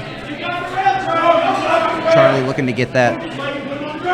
His hands connected on that axe. He's got it. I mean, he has some options to throw, but I think the way he wants to throw from his positioning, he just throws back into the corner. I don't think he has enough space to hit it. Now when he switches, he can throw to the open field now. Now he can throw to the open field. Right there. Nice. Oh, he dropped his weapon. His weapon. Ah, it's so tough. That was such a good throw, too. And with less than 10 seconds to go in the fight. Yep, I think that's going to bring it right back up. That was, I mean... He got 3 points for the takedown, but he lost 3 points for dropping his weapon. Absolutely. And, you know, that last thing, that's what he's needed to do this entire round, or this entire fight. He finally got it going, but, you know, it's just a little too late. Yeah. It looks like they broke up the grapple with 25 seconds left on the clock. No, I think they're going to call that. So there was, the 10-second round happened as they were going down, or the 10-second call happened as they were going down, but I think they're calling that right there. You can see Charlie just absolutely gassed out right now. Heavy breathing.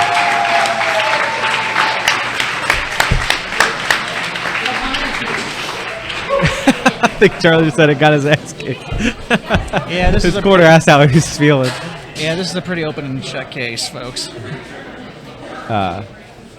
Charlie just started doing pro fighting, always looking to have fun with it. The dude loves fighting, and just continues to look to challenge himself, and I'm sure there's going to be another challenge for him. He's going to have to train again and do better. Zach, I see you say this was running better on Twitch. I kind of feel like it was too.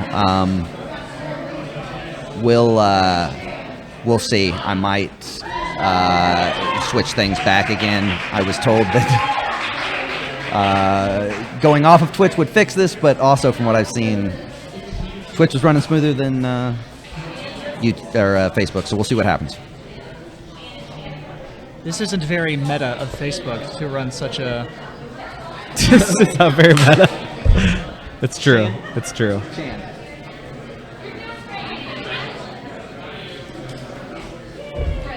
I'll be right back, guys. I'm going to see if I can get something fixed. So, folks, we are a few fights in, and if y'all like what y'all see, if y'all think to yourselves, you know what, I want to get in some armor, and I want to whack some people, I want to bonk some people, well, check out Warlord Economy on Facebook, on their website, and it doesn't even have to be us. If there is a HMB, an ACS... Yeah, we have the ArmorCombatSports.com webpage that has a application in it, a widget that allows you to find groups near you or help you start one up. It's called Night Finder, and you can type in your area code and your state and where you're from, and it brings up a map of places that are closest to you. Or you just look up every place in the United States that does armored combat, whether it's HMB or ACS or ACW, they're going to be on the map. And you can find a group near you. Or if you want to, start one by yourself and get information. All right, and Jared getting his first win in his first fight, and a hell of a performance. Yeah, that was great. That was really cool to see. I wasn't sure how that was going to go. I am so impressed with his skills. I'm going to transition the interview. Yep, Adam's going to go over there. For those interested, we are going to start up Twitch again. It doesn't seem to have fixed anything or made any changes, and it does feel like our Twitch stream was running a little bit more smoothly than this. So we will have both streams up and running, and please go to whichever one you want to watch. Thanks for tuning in on the Facebooks, regardless.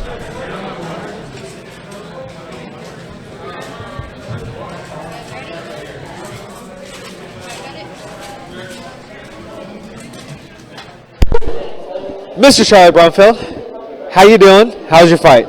I got my ass kicked. He had my number from round one, brother. Come out round one, I lost my right gauntlet and half my left gauntlet, and I completely smoked my forearms trying to hang on to my gauntlets. I should have just thrown them away and got another pair. Yeah, that looked pretty tiring. So, what was your kind of strategy coming into this? We know you're kind of newer with the two-handed axe, but what were you really planning to do tonight? My plan was to throw a bunch of offside stuff to his left side to a sword side where there's no shield. And after I lost my gauntlet, I didn't have the hand control to throw the axe right. And all I had was basically straight top down chop, which doesn't work against sword and shield guy. He's big and strong. I couldn't get the position right for taking down the grapple. I had to take down like 2 or 3 times and just couldn't finish it. Yeah. And then he got reversal on me twice, 3 times, a bunch of times. He kicked my ass. It looked like that transition to that lighter axe was much better for you. That big axe looked super hard to control. It was super hard to control because I had my gauntlets on. They literally popped half down my hand. And I know this. I should buy new gauntlets. I keep saying this every time I fight, but I don't. My fault. Jared Guzman is a new fighter out of Tulsa. Brennan has done a fantastic job. Him and Heath up there training their new teams. And he had my number tonight. I'll credit to him. He smoked me. That was a phenomenal fight. So we got 6 months between now and we start the next season. What do you think you're going to work on, or what do you want to work over in the next 6 months? I'm going to train my ass off to be Jared in 6 months. So, well, everybody, this is Mr. Charlie Brumfield, and have a good night, sir. Take it easy, brother.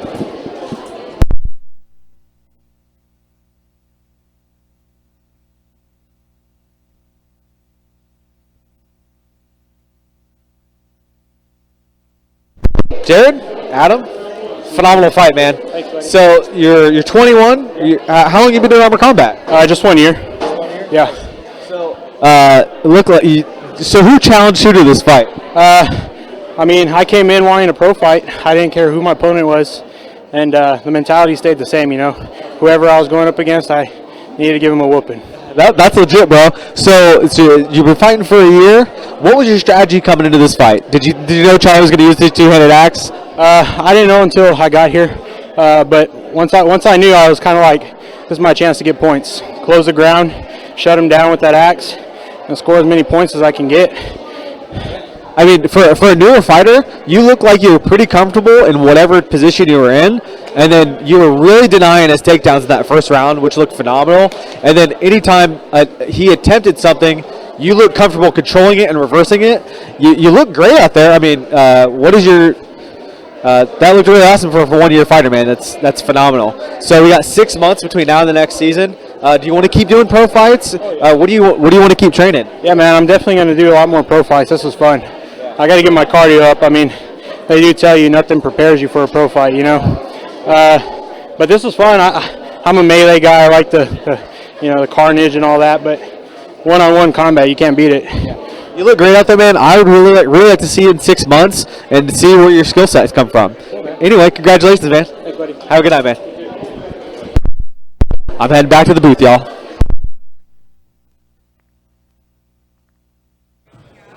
Thanks once again, Adam, for the interviews. Yeah. So I will say, they keep saying 6 months till the next season.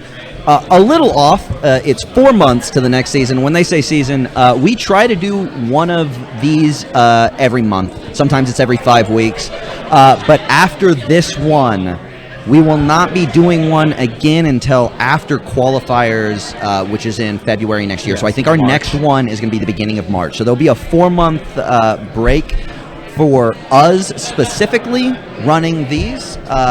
We will still be training. We're going to do like a little bit of an off season. There'll be some competing during it, but we're going to try to do some recovery training, some like kind of strength and conditioning, mobility stuff. Like as a team, we're looking for a little bit of a break after we've gone probably like, I mean, we fight year round, but I think we just went 3 months or so of like all the time, like 10 events of or all the something time. like that, yeah, like 10 events, and we run we do a training cycle, and leading into nationals for 6 weeks before that, we were in armor twice a week along with other performances.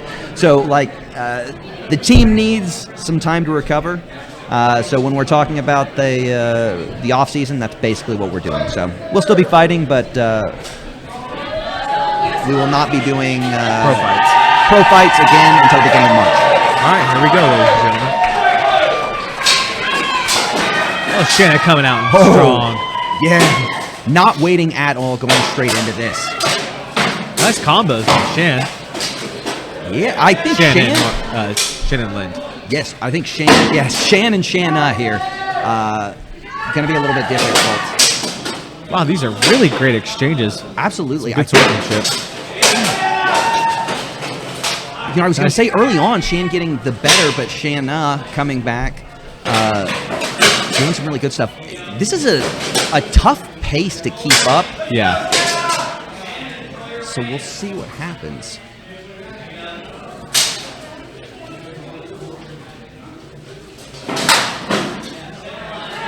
Exchanging blows there.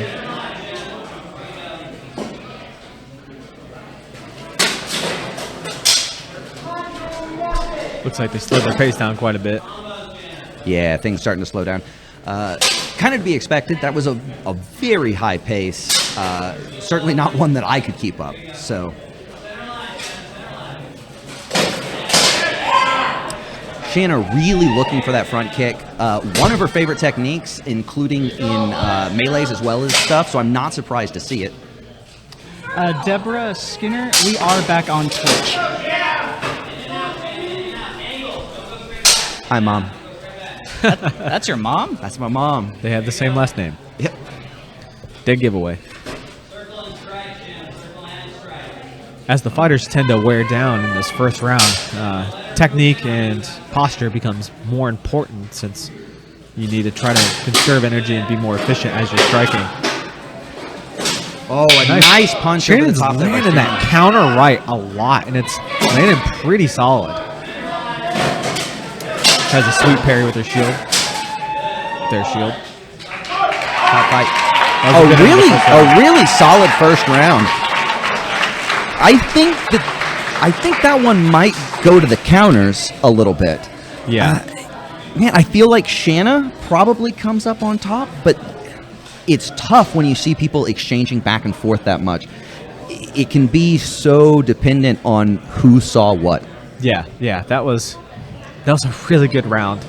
Hard to tell. It looks like as they both started to wear a little bit, Shanna was landing more blows. Yeah, I definitely felt like Shan took early, but then Shanna came. Yeah, I just don't know if there's a 20% disparage. It's so difficult. I think that is the classic. Left it in the hands of the judges. Yeah.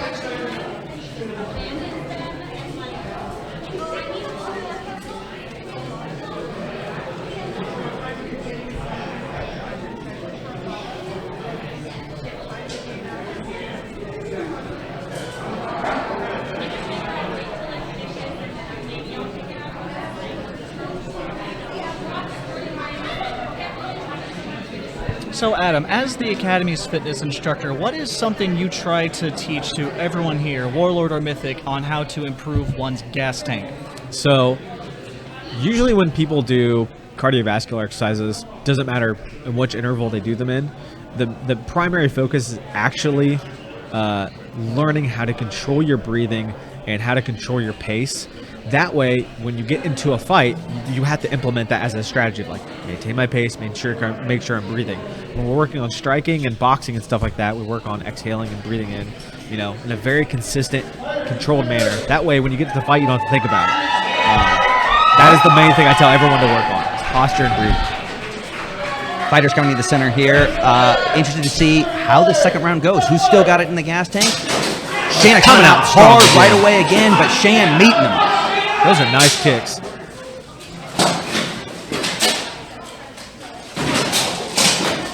Leg left. Oh, Shan almost had that. That was really well set up. Just didn't quite have enough drive on the head. Yeah. That was there, though. Shan looking for it again. I'm going to be honest right now. Oh, that's weapon on net. Shan looking like she's got the more dominant grapple game, but we'll see how this goes.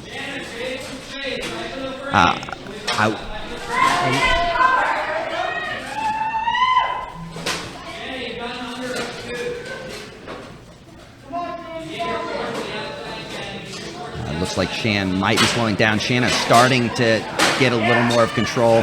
Scores some points there.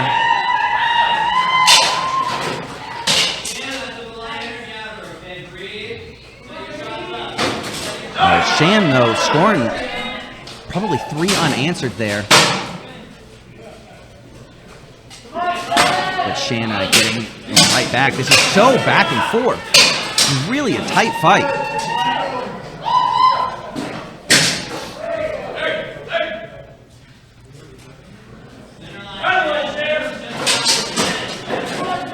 Nice kick. Folds Shan a little bit. I'd like to see Shan go back to those attempted Asotos. I felt like she was getting the better of that exchange and almost had it. Shan's wolf rib breaks and no longer has anything protecting her face. Or their face. Let's see if they can get that fixed in 2 minutes. Now, so I feel bad because I was looking at their helmet earlier. I'm like, that looks like that wolf rib visor's coming out a little far forward. That's a bit odd. And then their visor ripped off. Yeah, I'm trying to look. It looks like it may legit have broken. Broke at the hinge. Yeah. I think they're gonna quickly put my helmet on her. Yeah. And get them back in there. We'll see what happens. So this is probably going to be a 2-minute armor failure, which would lead to 6 points. We'll see. We'll see how closely they're tracking this. This could theoretically be long enough to be problematic, but I have a feeling the refs are going to err on the side of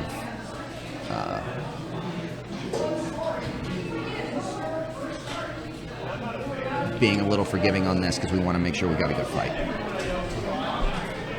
All right, Shan looks ready to get back in there.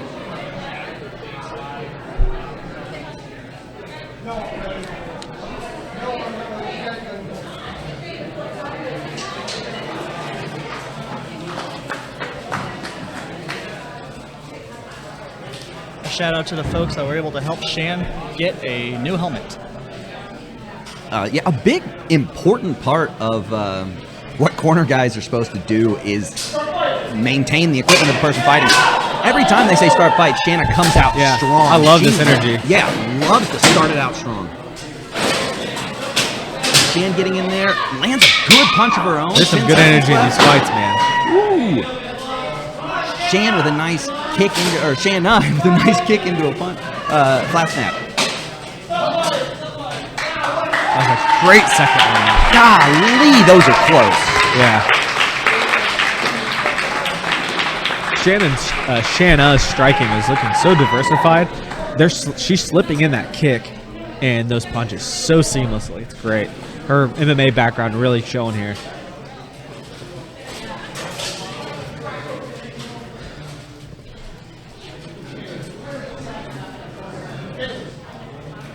All right. Now, Brett, you said that when Shan's helmet was broken, it would be 6 points for Shanna, and that's due to the 2 minutes it took to get Shan a new helmet. I believe so. So generally with an armor failure, there are 3 points. I thought I heard the ref say that it was not being counted as an armor failure, but I don't know why, and I think there's a good chance I misheard that. Unless there's a rule that I don't know. What would constitute it not being an armor failure? Even though I don't know. Yeah, because I mean, if you're what's it called, a wolf guard? A wolf rib. Yes, that. So both fighters in the corner, having their corner, fanning them off, trying to get them cooled down and ready for the next round.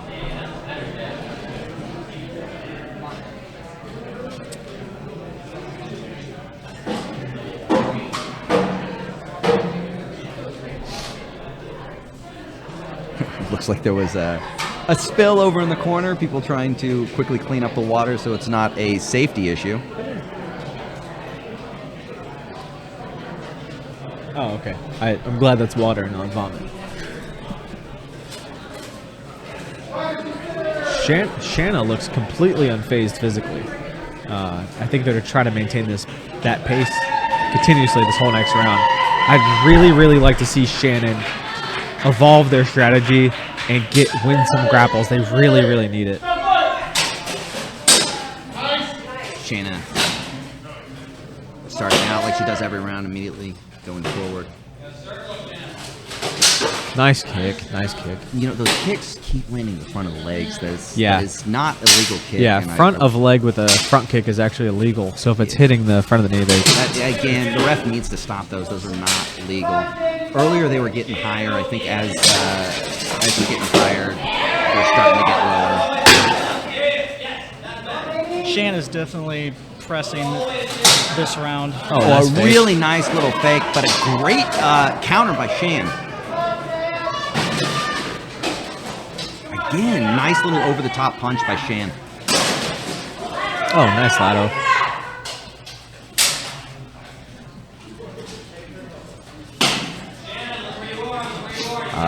Hand shots do count for points. Yeah, super important the hand match game.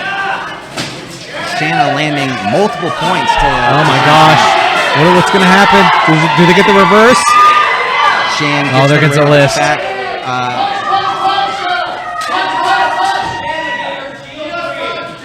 Shan goes for a knee. Shan still has that Asoto if she wants to push it. I guess at this point it's kind of a Tayatoshi. If they force it, they definitely have it. Yeah, if they can get their right hand over their left arm and pull them, oh my gosh. But they have to take it to the center of the field. Yeah.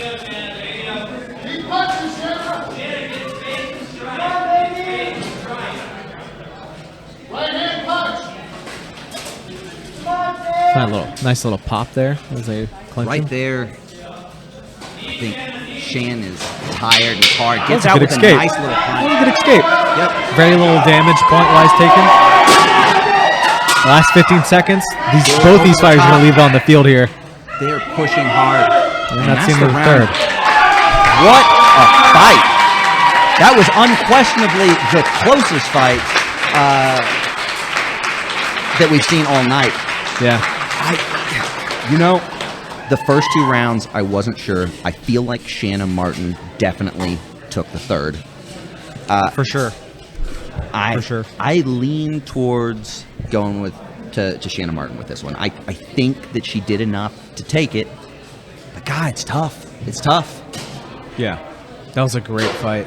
What surprises me is the fact that both fighters were specifically Shanna Martin was just able to maintain the pace without slowing down too much. Yeah. Their sword striking slowed down. I assume that's from the arm fatigue, but their pace with their other parts of their body continued. It was great. Yeah. And you can't discount Shanna Martin's grappling defense because, yes, she got into bad positions.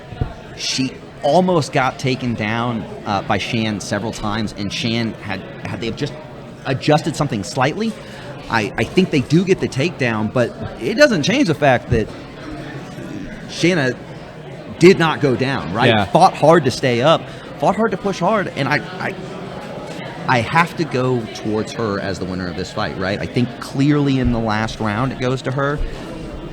The other ones are tough. The other two are tough.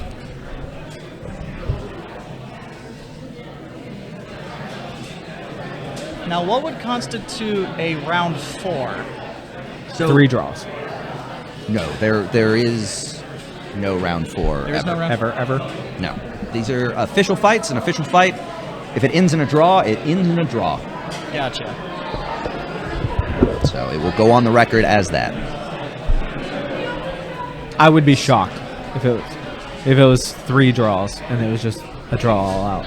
Like, there wasn't much of a point disparage in those first couple rounds, but that third round, I believe Shanna took it. And we don't not sure if they got extra points for Shannon's wolf rib coming off their head.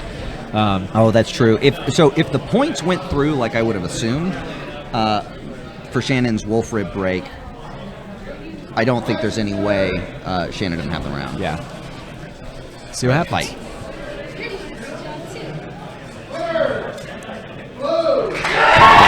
Shannon Martin takes it. That was an incredible fight. That was a great fight. About as close as it gets. And better than anything, I love watching them exchange almost as much in the last 30 seconds as they do in the first 30 seconds, right? That was a phenomenal Really, really impressive drive by both of these people from beginning to end. Transition over. Took you just a minute.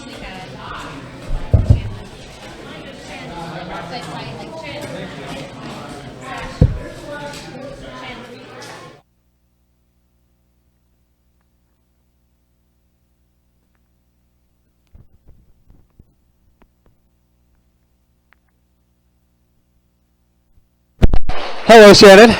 How was your fight? Well, I did lose that, but I don't feel bad about the loss, honest to goodness.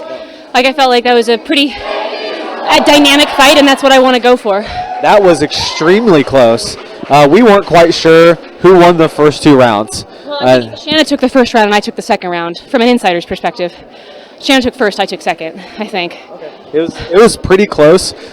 So that was your second pro fight, right? It was my second pro fight here. I've technically competed in pro fights at national events, but always in addition to melees and duels, and I'll count them, but...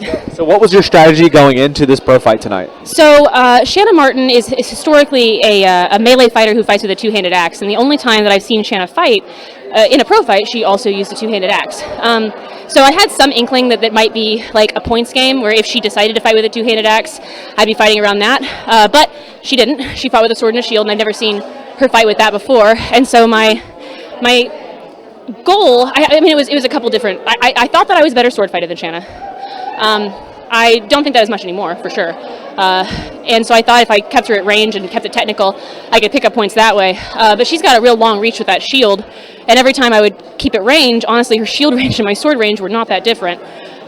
So playing technical didn't work out that great. But if she came in deep, I figured I had the grapple on her. But by the time we grappled in the middle of round 2, I was really tired. And I almost got her down one time, but I wasn't able to complete it those other ones. So it was either stay at range and win technically, and if you can't do that, then fight her in a grapple. But, God, she's got a gas tank, dude. She just keeps fucking fighting.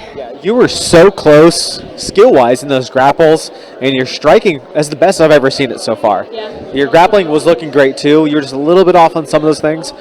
We got an off season for our pro fights. What are some things you want to work on between now and the next season? Okay, so I'm trying to get to 150. I'm 143 right now. I was 135 2 months ago, so I'm in a bulk phase.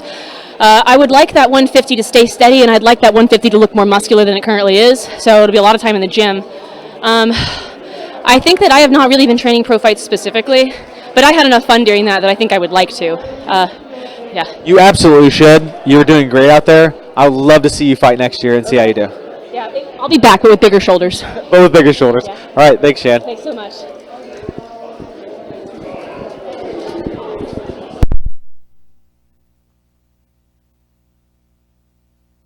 Howdy. Hi there. How'd your fight go? It was tough. Yeah. It was tough. It was very, very, very close. Your guys' fights were phenomenal. You obviously won, but What was barely? I think you did pretty well. What was your strategy going into the fight tonight?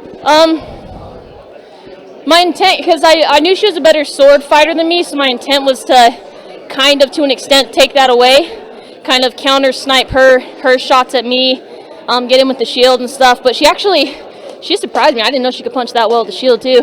I thought I had her beat on the shield punches, but she got me good. You guys were so close in that first round. We weren't quite sure whose skills were going to be able to brought to the table at that point in time. As from my understanding, you have an MMA background. It looked like you were bringing those skills to the table more often than Shannon was. But yeah, that was super close outside of that. Do you feel like your MMA background really helped you here tonight? I think so. I think I had maybe a little bit better footwork and movement. And I had a couple dodges in. I don't know if I actually managed to dodge anything, but the upper body movement was there, keeping the head kind of moving. Circling instead of backing straight up. I think the first round I did a lot of backing straight up and I fixed it. And then the stamina that comes from MMA, because I don't think I started getting up on her until halfway through the second round, and then into the third round is where I started getting up a little bit more on her. Yeah. Have you done pro fights before? I have done 2 official pro fights. One was like 3 or more years ago, I think, and then one was like just 2 weeks ago. Holy crap. So you're going to do more pro fights? Because you look great out there. Yeah, I might. It's all good training. It's all fun. It's all fighting. I mean, if you guys did like a year of pro fight training again, did you guys think you'd have a rematch or something? Oh, I'm sure. Anytime a fight like this is very, very close, it's always fun to revisit where everybody's at in another year. Yeah, you guys look phenomenal out there. I'd love to see you guys do a rematch. And that was a phenomenal fight. Congratulations on your win. Thank you. A lot of fun, and props to Shannon. That was such a fun fight. A lot of fun. Thank you. Well, have a good night. Thanks, you too. Very good fight.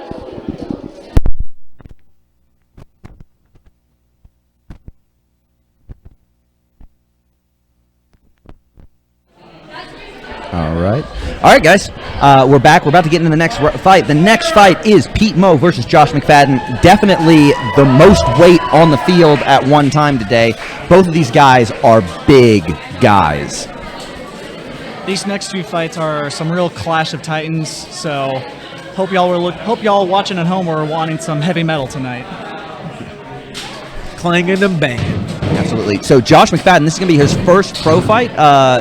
Definitely the more rookie of the 2, but trains with the San Jacinto Knights, who just took bronze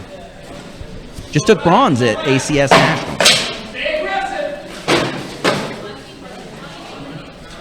Pete's really been working on his sword striking recently. You can kind of see some of that right now. That was a nice kind of left. It's some fancy footwork from Mr. McFadden. Pete working that leg and then that head, doing a great job. Ooh. Nice inside cross. Oh, nice. A huge punch there. Nice. And another one. You can see right there in that one punch the power that Pete has. Oh, nice. Pete looking for a leg hit hook. Turns him around. The net claims a victim. Step back out here. Pete really looking good so far. He really working that inside cross shield punch again. That was phenomenal. Yep, Pete's really been picking his targets and strikes well.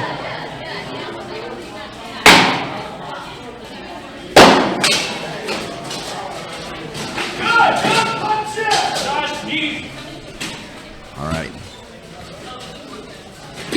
Looks like Pete looking to get that takedown. Landing a couple of punches here. Kind of taking their time on here, but Josh is definitely down. Has to make something happen from here. Oh, nice head drag. Big head drag. Oh, drops that knee on him. Pete delivering some blows that was to some the chest, vicious some strikes. Big hits. Some big hits. You know, Brett, I'm gonna blame that on you. Yeah, we may have worked on that 2 days ago. Josh really slow to get up. And the count starting. Those knees when your opponent is jumping on your diaphragm are just vicious. You can't get a sword. There we go. Those knees are vicious. Yeah. I think Josh is laying it off. So one of the things, when you are down on the ground, you are not allowed to kick someone. You cannot strike them with your foot or your shin, but knees are completely legal. So you see that big knee drop coming out of Pete. That is completely legal, and it is judo. heavy. Almost judo. I know, he's looking for that little foot trip. I'm guessing we're going to see a big head drag again, just like the last time. There it is. Oh, man. Knee comes down big. He blocked the knee before he blocked the shots. Yep. Fair. Oh, gets a big hit right there. Right on the ribs. The young buck here made some. I'm not sure that he gets some sounds of anguish. I'm not sure that he gets back up. Yeah, all of that weight on Pete and he's his not kit feeling too well, guys. That knee to the sternum, I think, may have finished him. Tosses away his sword. It looked like those knees were hitting his rib cage instead of his diaphragm. Yeah. And Pete's 290 pounds. He's 290 pounds plus 110 pounds of kit or something like that. That's falling on your 400 rib cage. pounds. A knee straight to the chest. Rough. I'm waiting for an official call, but I believe this is done. This is a KO or a TKO. Gotta be. Do we have official KOs in the sport, or is it just TKOs? Yes. We do have official KOs.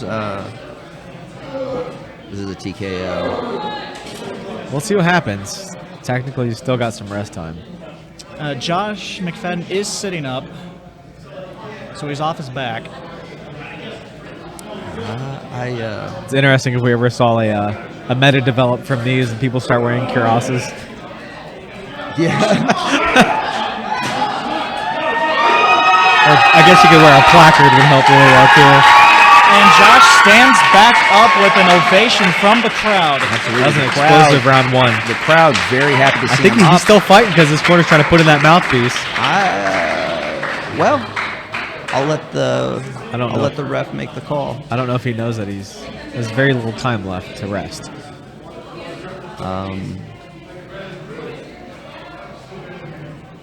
A huge shout out to David or Diddy real fast for keeping the crowd so engaged and so loud throughout all of these fights. And also thanks to the crowd, y'all are being great tonight, online and in person. Absolutely. So they're strapping Josh back up. I think we're going to go to a second round. I'm excited to see it. I'm not sure it's the smartest call, but let's see what happens with another round. I think I know what's going to happen with another round. Yep. So Josh I think no you're going to see composure. Pete coming forward. He's going to go straight to that pull down and probably going to go straight into knee on belly again. Helmet comes off on that one. Now that's considered an armor fail, correct? That is considered an armor failure. Now they should put that back on. I believe that this should be a stoppage. Right. Stoppage meaning they're going to rule it a TKO or something else? Yes, ruled a TKO. Gotcha. They're taking some stuff off. Yes, and I think they are calling it. Yep, and the ref just called it. This will be a TKO. For Pete Mo. Josh is standing up on his own power. Once again getting cheers from the crowd. He tired. Yeah, he's tired. Guys, that knee on belly in armor is so bad, and when you're able to put it into the sternum, it is it's kind of devastating. It can cause a lot of pain, can cause a little bit of damaging in there that makes it very difficult to breathe. I think it was brave of him to get up and go back in, but maybe not smart. Now, how often do people's wind get knocked out whenever a maneuver like that happens? Yes. Oh, but often. Creedican, I kind of agree with you. I feel like that should have been a stoppage, but the round in made it a little different. Yeah, Mike, brave, not smart. Young. Youth. Is there that much of an age difference between Pete and Josh? Oh, no, I'm saying being young fighters never want to give up, but that's why they have corner people to tell them otherwise. True. A shout out to both corner folks taking care of the red sash and blue sash fighters all throughout the night. So we have a question from a Derek. Why can't you kick, but you can drop all your weight on someone with a knee? Honestly, I think the fear is very similar to in other MMA places where they allow knees but no kicks, is they don't want you to soccer kick someone's head who's on the ground. They don't want you to soccer kick someone whose hands and knees. Them, yeah. The damage to the brain can be significantly more than dropping a knee. Man, I agree. They are equally devastating. That knee drop is awful. Smart like rock, fast like tree. Funny. That kid's got a lot of heart.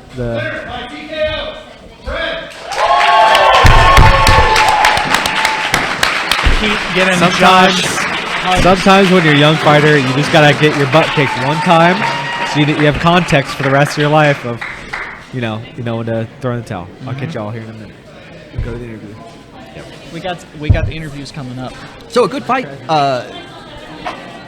Right. I mean, a good fight. He put up an amazing performance for that first, 90 seconds to 100 seconds. But, a couple of takedowns and just some rough ground and pound. It is so tough to deal with that stuff sometimes, and I think it really got him. But let's hear from him in the interview booth with Adam Harrigan. Josh, how you doing? I'm doing all right now. Just yeah, those drop knees are vicious. That's what got me right. So what was I know you're a little winded, but what was your strategy coming to this fight tonight? Trying to just stay back and try and fence with him, but he was just right up on me too much. That first round, I saw you got a little fancy footwork when you slipped that attack and using your sword work. That looked great. Just whenever he dropped those knees on me, I was done. Oh yeah, they're vicious, dude. Those drop knees are terrible. With a guy of his size, that's not fun at all. Yeah, y'all some big fellas. Yeah. And so, you gonna do any more training and come back and try it again? Definitely will be back again.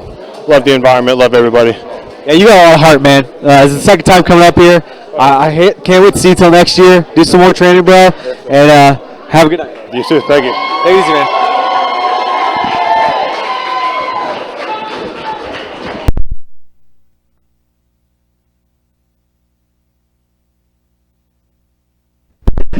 Big Pete, man, ladies and gentlemen. Pete, looks like you've been doing a lot of pro fight training. Oh my God, yeah. It was 4 weeks at Warlord. Oh, I can attribute that to that guy right there, Brett. And you had a broken foot. Didn't look like it phased you at all, dude. This thing's wrapped up, so I can't even feel my foot, so we're good. If you just ignore it, the pain goes away. Dude, that was phenomenal. Technique looked great, dude. Was that your whole strategy going into the fight tonight?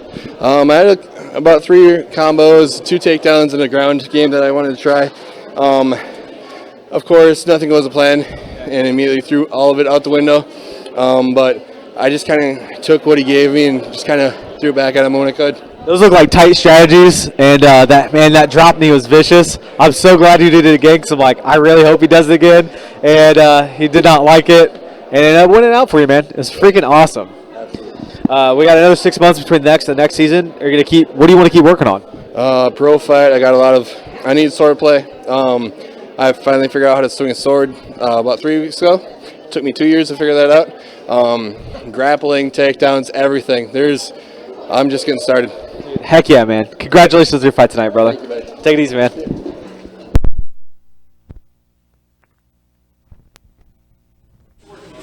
Good stuff, Adam. Good stuff. All right, guys.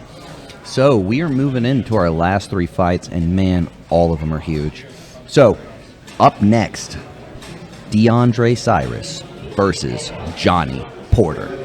Ooh, it's going to be a good fight. Johnny Porter stepping out in the field using that tiny little strap buckler and a hand axe. You know he is looking to get in there and grind. Yeah, I thought he was going to use a sword. I did not think he was going to use that short axe.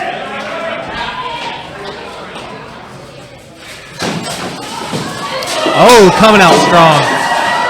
Yeah, Johnny coming out super aggressive. See if that's a pace that he can keep up. Ooh, John. Is that an armor failure? That's an armor failure. That's a shame. What It's are we hard looking to at? tell. What are we looking at? What's his broken? pauldron looked like it Johnny's started to right break. shoulder flipped over.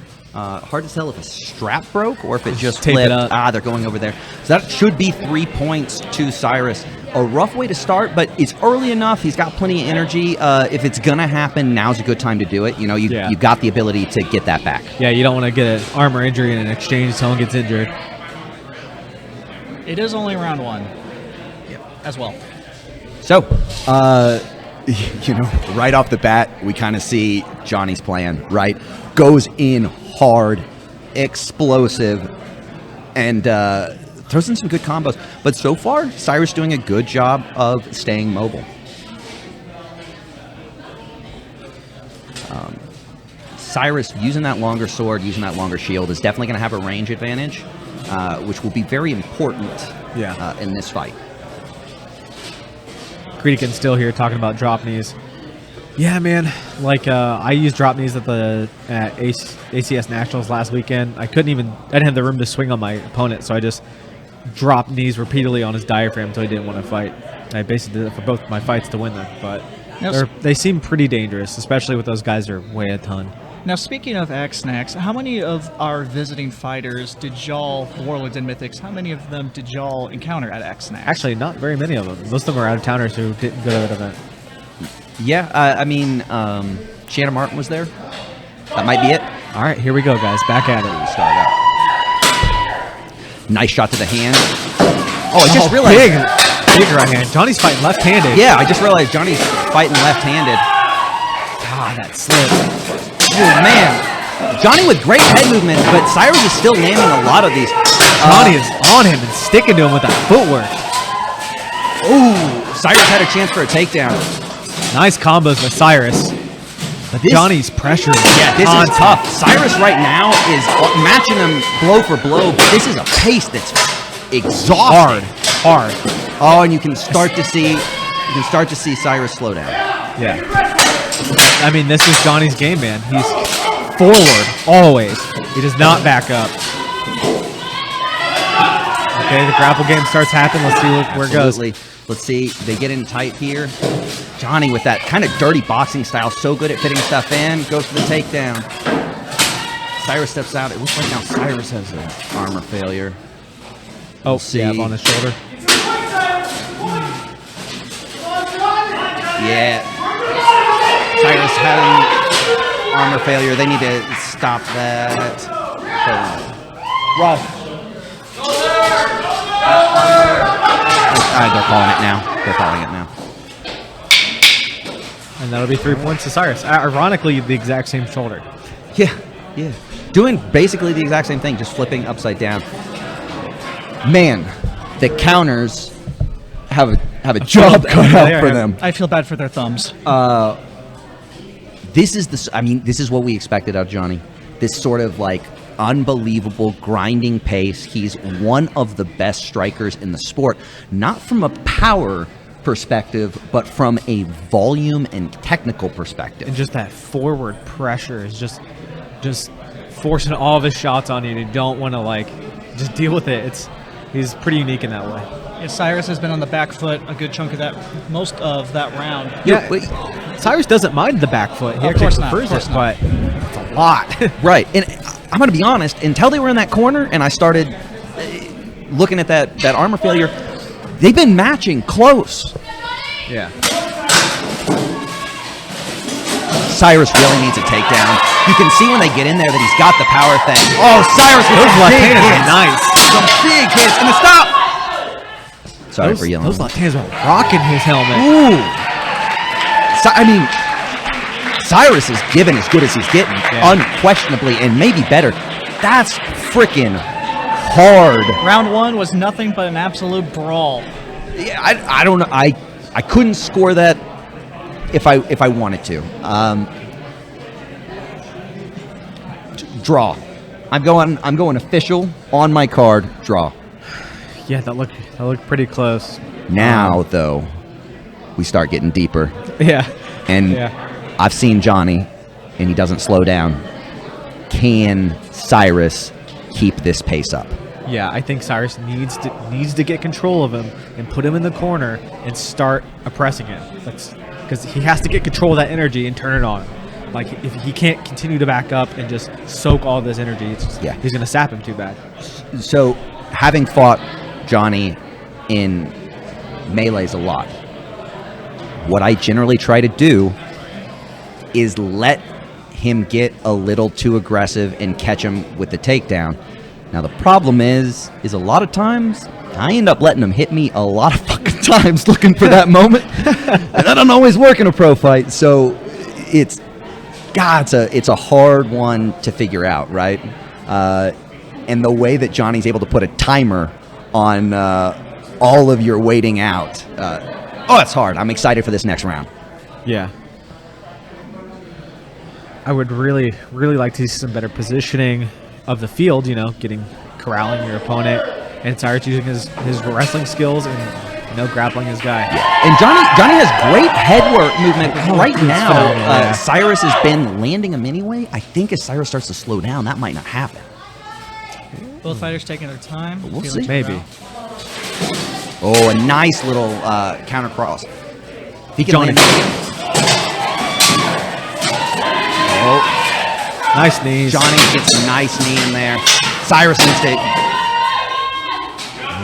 Johny using a really hard guard here to actually bait his opponent to swing low so that he can close ground and getting the striking range with Cyrus. Cyrus doing a really good job of staying with him. It just feels so oppressive.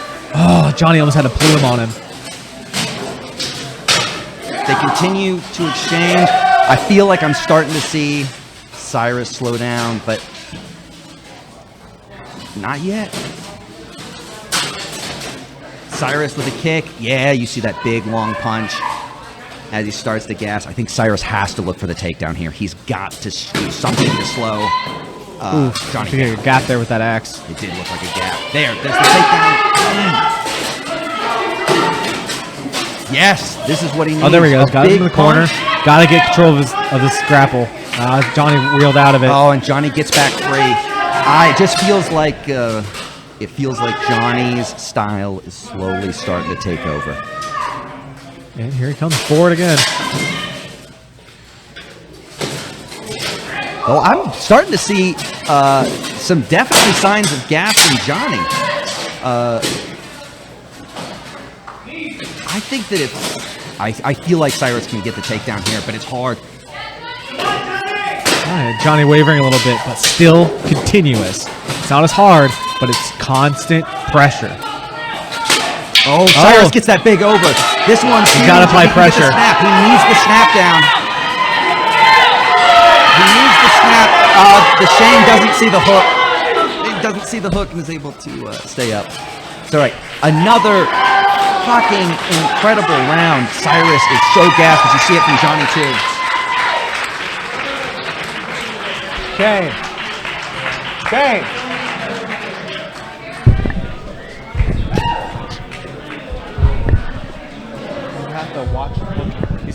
I'll tell you what, the counters are getting a workout on this one. This is so hard to count. I think that we're seeing more blows in a given round than we normally see in a given fight in this fight. It's phenomenal. It's so hard for me to call because there's so many moments where I watch one of them go 2 or 3 points up, and then the other one gets 3 or 4 shots, and then the other one gets 3 or 4 shots, and somewhere down the line, I cannot remember at all who's been getting the best. Yeah, it's actually pretty interesting because normally we would see less volume because the length of the sword, you get less shots in because the weapons are so long, but Johny preferentially taking the short axe allows him to score more blows continuously without much energy expense. Your arm typically gets gassed, it happens, but here his arm's not getting gassed because he's not swinging the weapon. Yeah. There have also been no takedowns in this fight so far. It's purely been striking. Cyrus almost had a takedown towards the end of the last round, but Johny was able to stay up. And I think that if Johny gets careless, Cyrus will take him down, and Johny got careless at the end of there.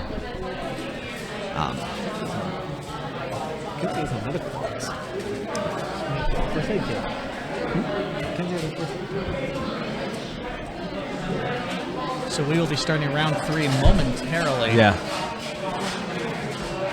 Oh, it looks like there might be a weapon swap. A weapon swap. Interesting. Johny, after 2 rounds, you are allowed to swap during the round. Johny, after 2 rounds, using that short axe. That's so peculiar. Chooses to go with a ranged option. Yeah. So actually, I'm really hoping to see his SCA sword fighting background come out here and see what kind of things he can lay down with that sword. And that's a significantly heavier weapon than the previous one, correct? A really good flurry by both. Just tough to count. Johny comes out on top there. But then, it's so back and forth. The second I feel like one comes out, 2 or 3 on top, the other one brings it back. And then it goes the other way again. There's the takedown. There was a chance. Ooh, almost gets countered after missing it. Oh, Cyrus tries to roll it. A really good takedown. Cyrus can keep this lockdown. It's only 3 points, though. Cyrus really needs to keep him from getting his things free. Johny with a knee. Just gets the one knee. And it stopped. Really good job by Cyrus not letting more points out of that. Yeah. Yes, that could have been a lot worse for Cyrus. Beautiful. Cyrus did a great job. Oh my gosh, and it's an armor failure for Johny. And that is, again, 3 points. So Johny just made 5 points on that. That's 3 points gone because his armor failed. You gotta have good equipment, ladies and gentlemen. You gotta get that stuff straight. So it's 2 points. It's 2 points, and it was a gorgeous throw, Jake. Yeah, these armor failures are making and breaking some of these rounds. So how can you ensure that you have good equipment that won't fail on you? So there's lots of different things people do. Some of us like to switch to biothane rather than leather. It looks kind of like leather, but it's much less likely to fail. But there are other tricks out there. You know, it depends on your point ties. But a lot of it comes down to making sure you're checking your gear before any big fight, and anything that looks like it's getting a little old, you fix it. Yeah. All right, we get back to 40 seconds left in this fight, and I don't have a clue who's winning. Who's the heart round. Johnny's dodges are phenomenal. Such good head movement. Cyrus takes a big shot there. You can tell Cyrus is tired.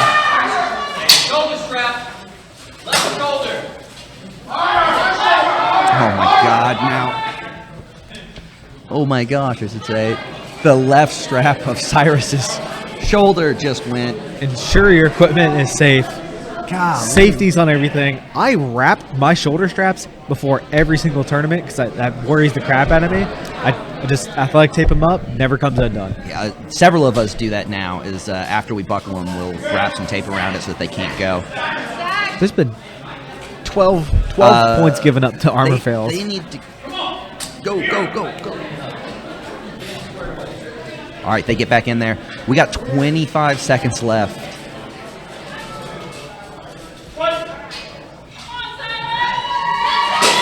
Both of these guys very, very tired. Oh, Cyrus with a nice little combo. Johny pushes back, lands a couple. Oh, nice teep. Nice little teep. Oh, Johny definitely feeling like he's getting the best of this last few, but now Cyrus is fighting back. Wants to leave a good impression and lands a big punch to end it. What a fight, guys. Golly, that is gotta be the most active fight I have ever seen start to finish. I knew that we would see it out of Johny. I fought him before. I've seen him fight before. I knew I'd see it. I can't believe Cyrus was able to match it as well as he did. Yeah, in Pro Fight. We've seen him do it before in duels. I've never seen him do it before in Pro Fight. That was phenomenal. Man, so both fighters have to be proud of the work they put in that round, all 3 rounds. It is, man, I feel like I'm only guessing. You know, Johny definitely is pushing forward more. It looked towards the end of the fight that that Cyrus may have been exchanging well, but he was exchanging off the back foot a little bit more. So, like, my impression leans a little bit towards Johny gets this fight and takes home the win. But, yeah, I mean, it's the points that matter, and, God, it's hard. Yeah. I mean, I have to assume that Johny won only because he was always the one initiating the points. Cyrus was acting to points, and Johny got that takedown, and he scored dominant points on that takedown. Even though he lost him in his armor, but he still gained some points from striking in that position. and honestly, all of his armor losses, Cyrus gave him back with his own armor. 12 points, guys. 12 points. Given up because armor fails. Yeah. I mean, when it comes down to it, God, I give it to Johny, but this was a hell of a performance by Cyrus. I can't believe he kept up. Yeah, that's crazy.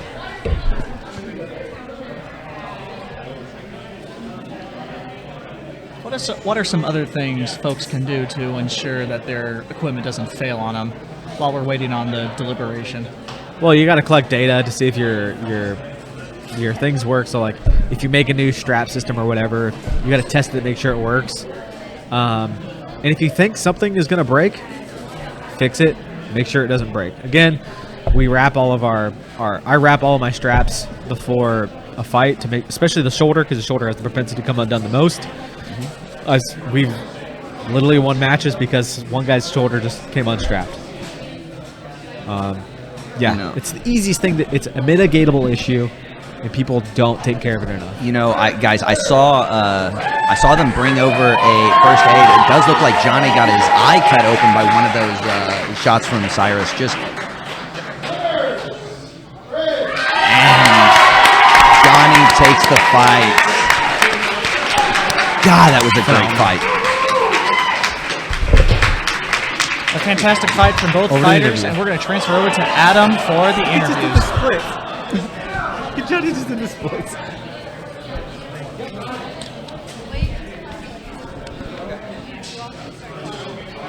All right, guys. Cyrus heading over to the interview booth right now, and here you are with Adam Harrigan as your interviewer.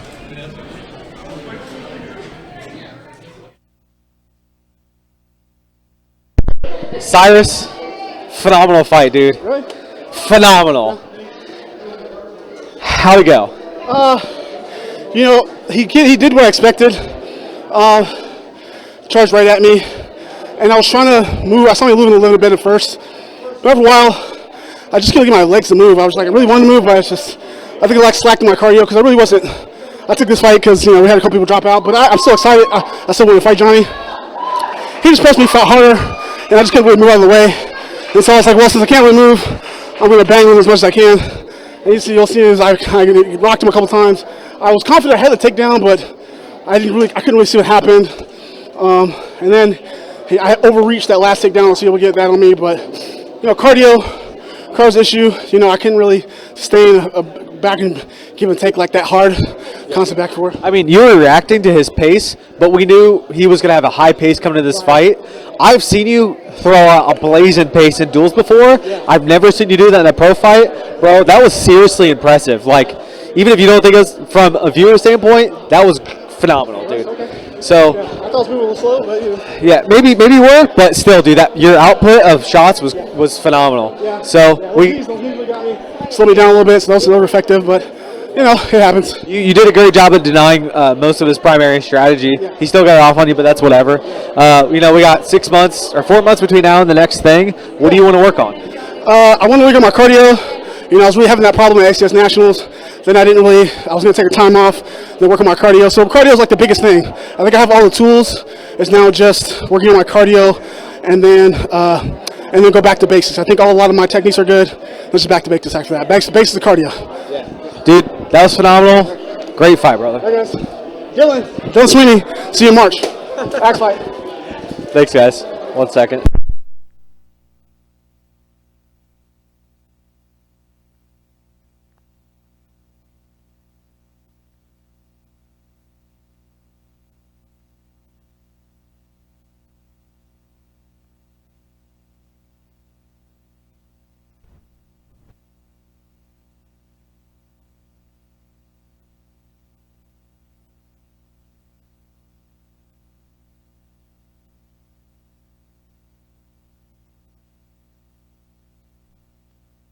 Here he comes.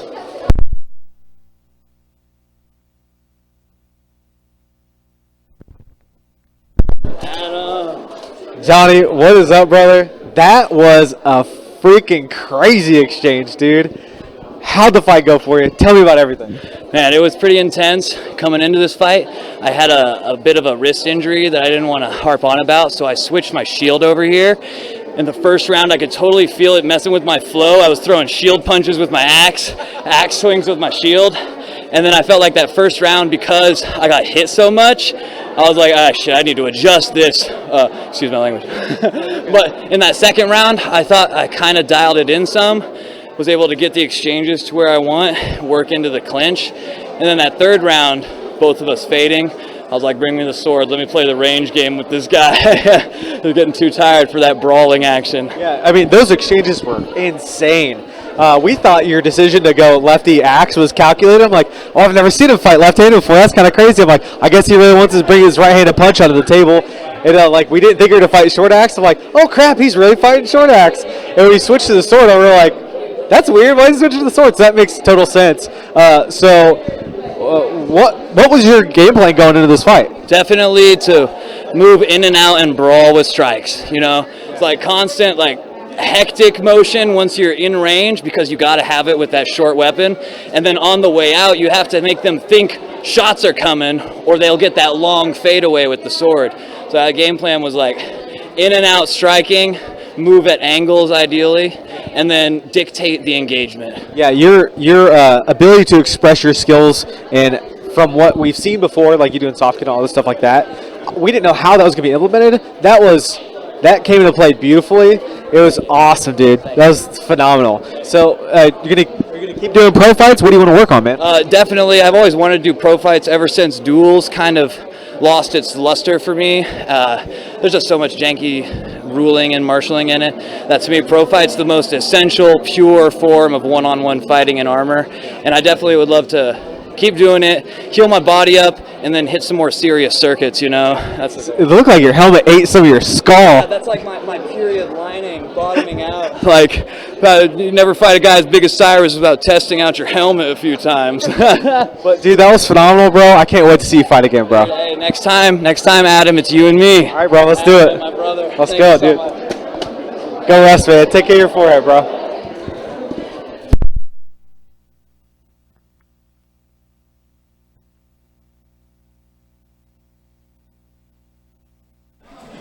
Well, you just got called out, Adam. Yeah, getting called out. But that fight, an incredible fight done, and we aren't stopping. We're just keep revving it up. Next up, Brennon Freeman versus Dan Yel.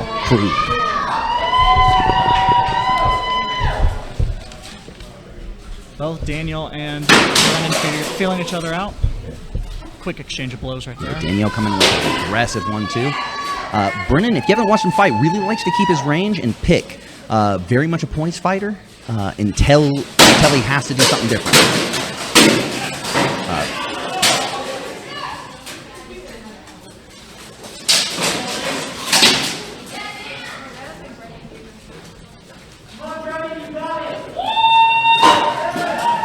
It's a close Brennan one right switched now. to a sword foot forward stance.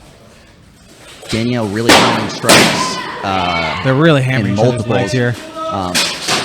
Also, I'll tell you, Dan swinging much harder than Brennan right now. We'll see if that makes a difference one way or the other as the rounds go on. Yeah, his feet are cantered in a little bit, giving him a significant amount of torque on his leg See shots. that really big, heavy shots there?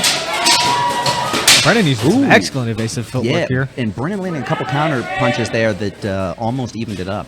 Dan definitely was starting to get up on it, it felt like. These left-handed sword matches tend to be a little dirty, you know, because you don't have a shield between your bodies, but keep trading those leg very shots. controlled, both their parts.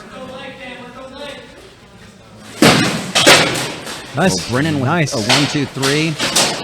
But Dan keeps that fresh, gets something. Let's see what happens here. Dan being an MMA fighter, I thought there was a good chance that the rail press might be really good for him, but now this is one of the things Brennan loves to do. Yeah, those are some vicious knees coming into play there in that exchange. A lot of shield punches coming from Brennon. Dan's got a lot of power. Dan's got some really strong knees. So you see, he's managed to get Brennan's arms down, but Brennan is blocking him. Yeah, he's got that now Muay he's got Thai a few, plume engaged. trying to go for a big pull, and the fight stops there. You get so much torque on that Muay Thai plume. That's another tight round. That's tight. Those last, I think Dan got about 5 uncontested points there. Yeah, but right before that, Brennan got about the same. Yeah. That one's tight. Tight round.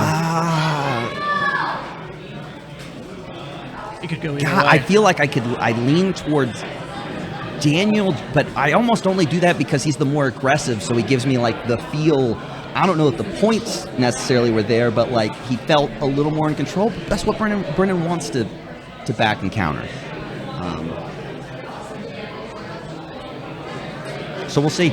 I think largely that round went about the way that Brennan wanted it to go from a positioning standpoint, where he was fighting in the ring, how things went, but I don't know that the points Yeah. It looked like matched it. Whenever each fighter had their dominant position engaged, they were in control of the fight. Yes, I will absolutely agree there. Seeing Brennan's sword work come to play, and then seeing Daniel's MMA background come to play, it's phenomenal. And they were very dominant in both those exchanges, both those phases of the fights. See, Micah says gas tank's going to decide, and I think I think you might be right. Yeah, especially with how fast-paced these rounds are going, and how forward Daniel is playing. And this is one of those places where those big power shots can come back and bite you.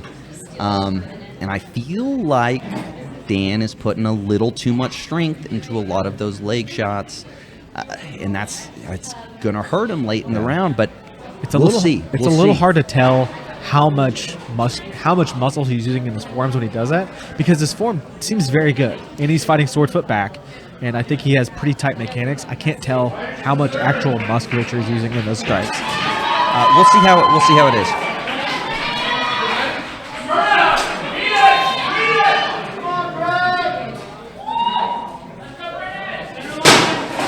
Laying the stank immediately with that. Yep.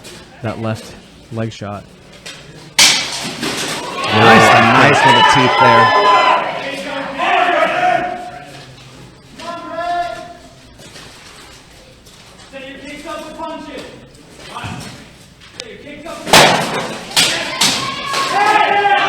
Dan definitely up this round so far.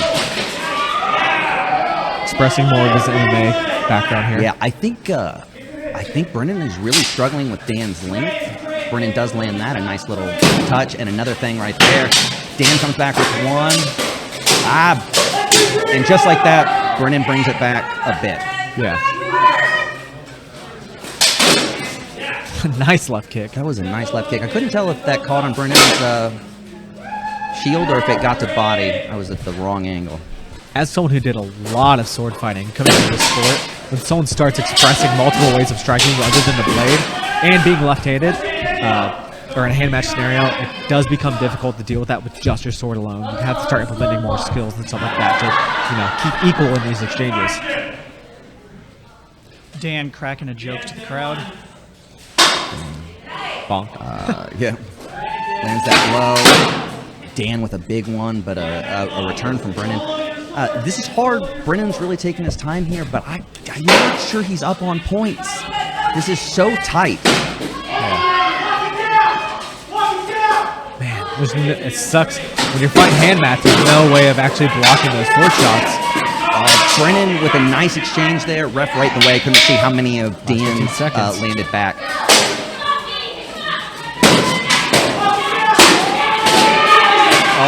Brennan really taking points right there. I think Brennan may have just took that round. That was a good last 15 seconds.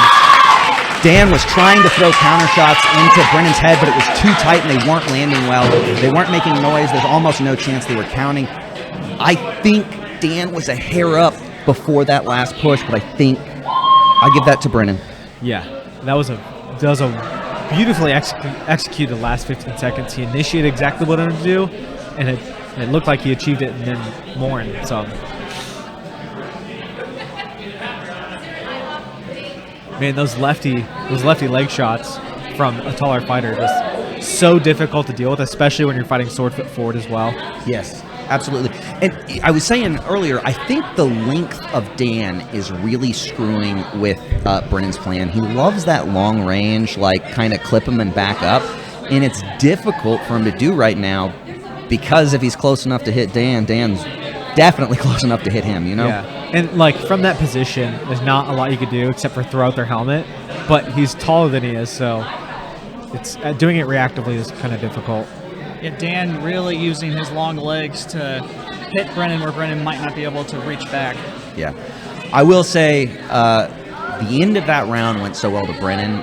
That's what he needs to do this next round. If he can get some more of that, I think that he definitely can seal up this fight.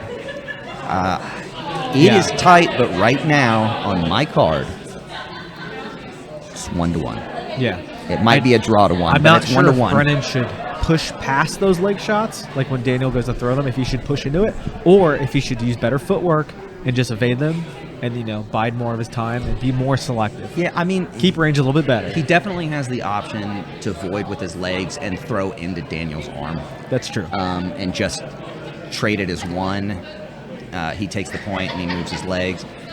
You know, if he could get that to work, I'd love to see it, but we'll see where gas tanks are at. We'll see what happens this last round.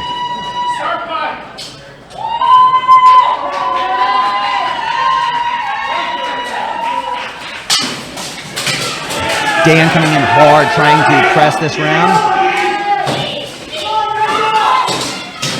Those tight buckler shots. I can't tell how many of those are landing hard, but it looks like they're landing hard. I got people in my way. Trying to get knees. Daniel expressing his MMA skills here. Brennon's throwing. They're tied up in the That's all right. Brennon throwing those shots to the head. I'm not sure those are getting counted anyway.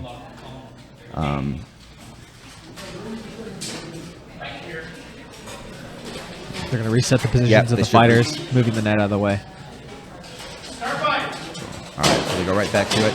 Dan's going to look for those big knees. Man, his mobility is great. He's able to get those kicks at his knees very high up in Brennon's abdomen. Yeah. Oh, that was a huge knee. God, Dan really pulls in those knees hard. Those bucklers blocked that one. That's pretty good. Some good punches there. He's got to block that big knee. It's going to come in. All right. Brennon works out of the corner. He needs to turn here. He needs to turn out, I think.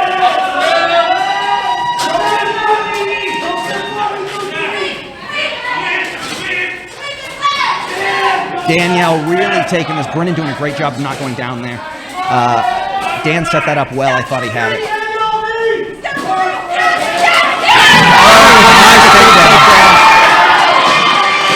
I can't tell if those punches are enough, though. A couple of them are. He needs to get a better position. And they break. He needs to get a little bit better position. That was really big. Brennon really needed that. Brennon was down that round. That may have been enough to bring it back. Yeah. I would like to see in a little bit better position before he started striking. Like, just recover a little bit so he had more room. Yes. Yep. Now, Brennon lost his sword while he was down. Does that... No, he let go of it because it was trapped under him. Yeah, so he it had doesn't to let go. count as a sword It was loss. sandwiched. I see. Fighter to the center. All right. This fight is about over. Brennon needs to go in. Oh, Dan looking like he's going to... Overwhelming length there. Oh, a big knee, but Brennon takes some shots. God, what a battle. That was round 3 is over. Man. Whew. Man. That was a pace put on by Dan. Dan put on the pace, man. That was an incredibly close fight. The takedown may end up helping Brennon in the end. Dan got like 8 points there when he pushed him in the rail again in the final portion. So this is one of those interesting things where, like, it might depend on if anyone's counting those connections of Dan as a 2-point strike because he's throwing those powerful knees in there. But it's hard when you're not getting huge movement on the guy to score it because Dan is definitely dealing more damage or or driving deeper on those punches. But from a point perspective, it doesn't always matter. This one is a tight one. Yeah. And again, even up to the very end, we saw whenever one of the fighters got their strong positions, they dominated that position. Like, that's phenomenal. If I go with what I said previously, I said 1-1. Dan takes it. Yeah. Here's the problem. That first round, I gave it to Dan. I thought it might have been a draw. That second round, I gave it to Brennon. Thought there was a chance it was a draw. I don't know what's going to happen. Someone said on the chat, I'd hate to ref that match. Yeah. It's not that bad, actually. Their match was fine. Counting it. No, I think that's what they counting mean. it might have sucked. That's what they mean. I hate to count it. Yeah.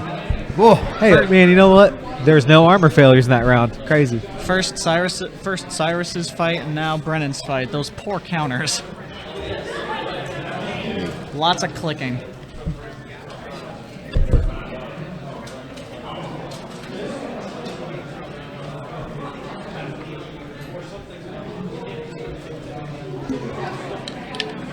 Is actually really interesting.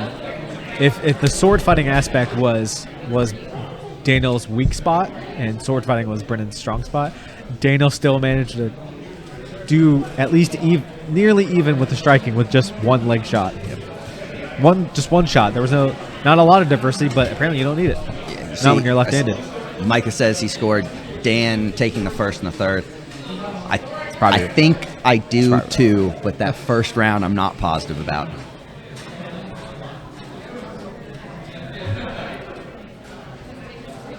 Now, is Dan the captain of his team, as Brennon is Warlords? Yeah, Dan is the captain of Cerberus and Missus.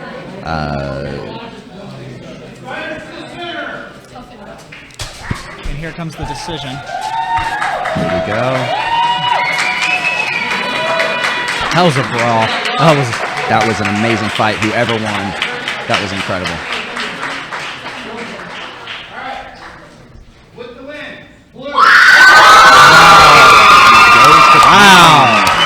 Wow.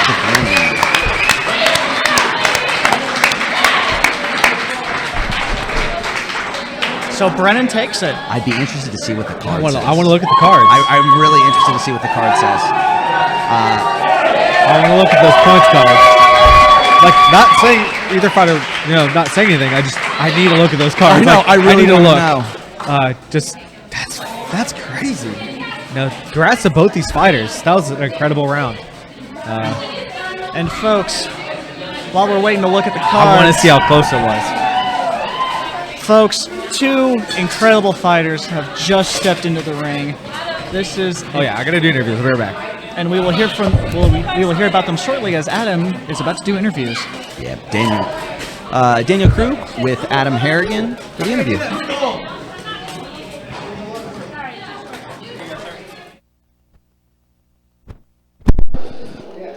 Mr. Krug. Yeah. Wonderful fight. Oh, thanks. It's phenomenal. Tell me how the fight go for you. Well, I've never sword fought before, and we don't practice swinging a sword where I train, so it was a cool experience. We were just talking about how whenever you would find your strongest positions, you were so dominant in those positions. We knew with your MMA background, we're like, well, the clinch is going to be really dangerous, and those knees look vicious. He was grunting like a pig when I hit him. Yeah, that clinch you had was phenomenal. I think in a fight I beat him up. I think in a match he won. In a sword fighting match, that was phenomenal, though. Was this the first time you were a pro fight? Yeah, this is the first time. That's crazy. You're gonna do more? Probably not. I really don't like sword fighting. Well, I'd love to see you pro fight if you did it again, because that was beautiful, sir. Oh, thanks, man. Really appreciate it. Love you guys. Have a good night, sir. Thank you.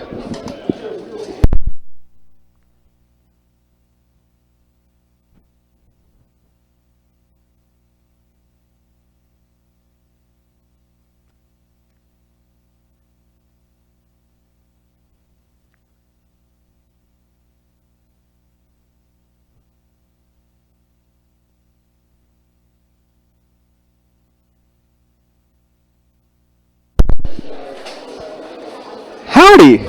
So, how'd the fight go for you? I won. We saw. Yeah. So, what kind of strategy were you coming in with this fight? Well, Dan has got like 20 years of mixed martial arts. His grapple game is real solid. He's very hard to take down. I got one, which was mostly just right place, right time, right action.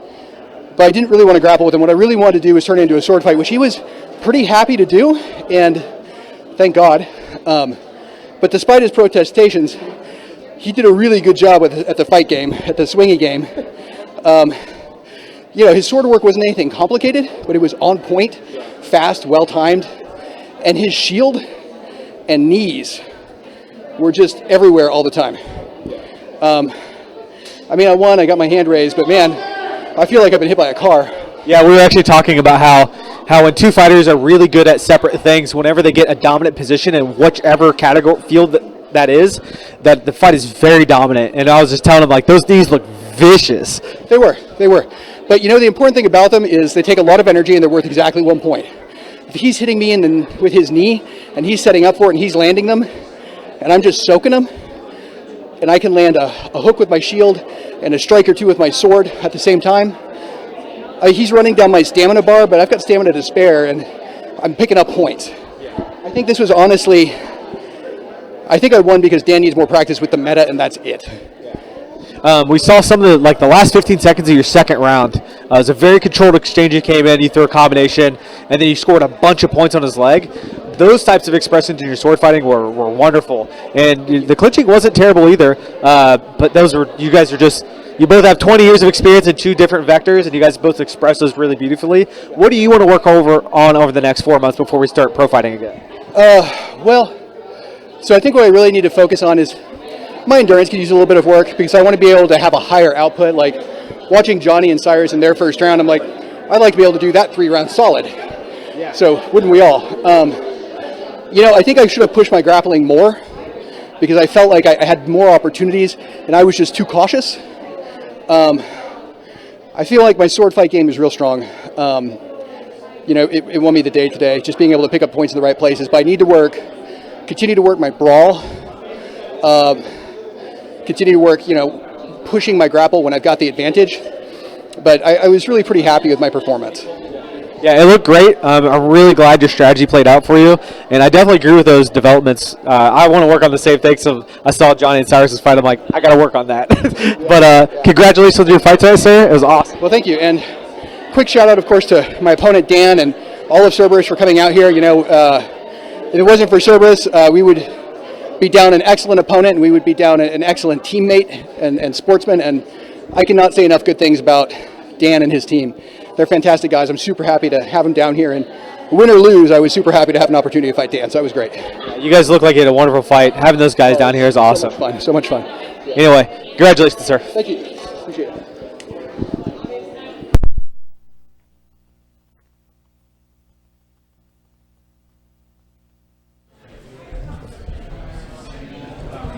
All right, guys, and we're back. This coming up is our main event of the evening. This fight has been one of the ones that we have been the most excited for. It's like getting Christmas twice. Oh my gosh, it is Craig Ivey versus Austin Ponticelli. Two phenomenally powerful athletes.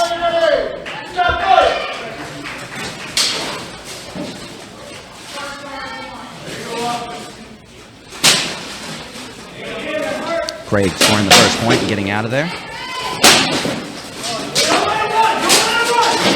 Ooh. Craig really trying to avoid getting into that. Right now he's getting the better of it. This is what most fighters try to do. Feel out that first round.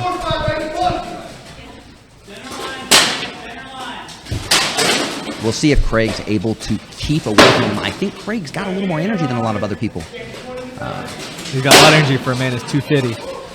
Yeah.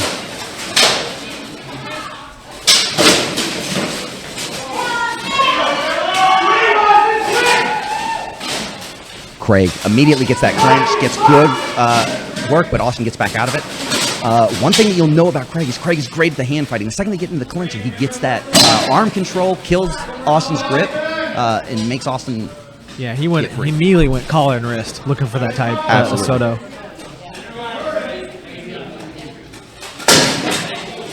And the sword broke. And the sword breaks. That's some strength. Hey, that happens to everybody. Happened to me in my first pro fight. Now, since the sword broke, does that count as a disarm or an armor failure? It does not count as either. A sword breaking is, if I remember correctly, a sword breaking, you just get a new sword. It is not like, it does not lose you points. Whose sword did he break? That was my sword. In the chat, Micah says Craig has the gas tank of a 54 Chevy. 54 Chevy. Watching Craig be so nimble truly is a sight Yeah, to behold. he's nimble for a dude who's 240, 245.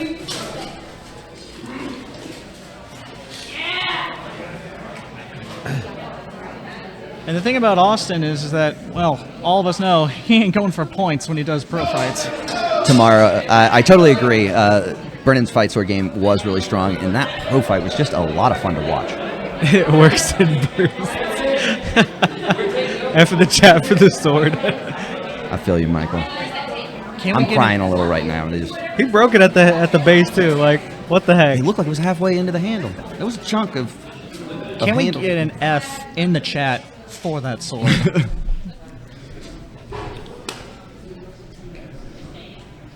Both fighters get a normally chance to long rest a pause bit. for a sword. No, it's because they the new rules with the Oh, the lanyard? The lanyard takes time to get reattached. All right, so the fight getting back into it. Craig's defensive footwork here. Austin lands a phenomenal. big punch, but Craig counters. Oh, this is where Austin does not want to be. Rail This is where throw. Austin does not want to be. See, Craig gets me down. He's got the position here. Gets me down. Can he stand up? Craig's creeping the position here. May land a blow there, but not really. And they're broke up. All right. Got a couple points there. Got a Yeah, points there he and the gets, takedown. He gets the takedown. Maybe only one of those is good. But that's the thing that Craig can do. Yeah. That Austin has and not you saw as faced soon before. as that worked better than other people's because he actually grabbed his arm and cinched it down. Yes. Just great control of the grips. Austin's starting to unload those kicks.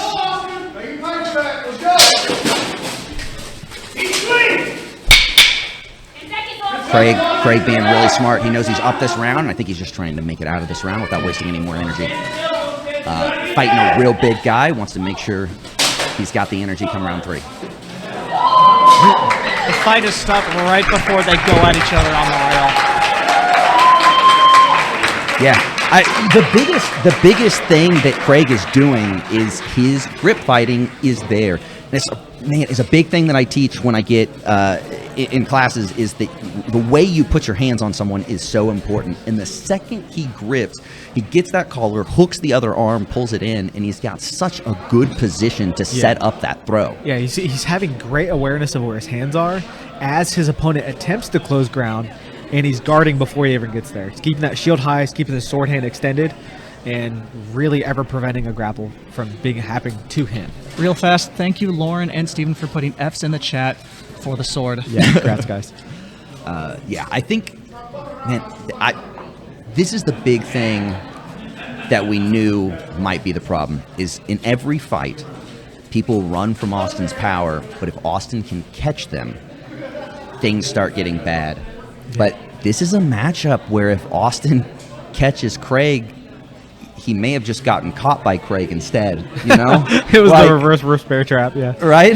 Tio Salazar, thank you for the F. And Craig's experience here coming in well too. Because when he did get grabbed over there in the right corner, he didn't get disorganized with trying to fight him. He's like, no, I'm just gonna escape this and continue moving. It was great. Brendan McGill, thank you for the F. He knew there was a position he did not want to be in and completely avoided it. Absolutely. So, fantastic first round. It's exactly what Craig needs to do to win.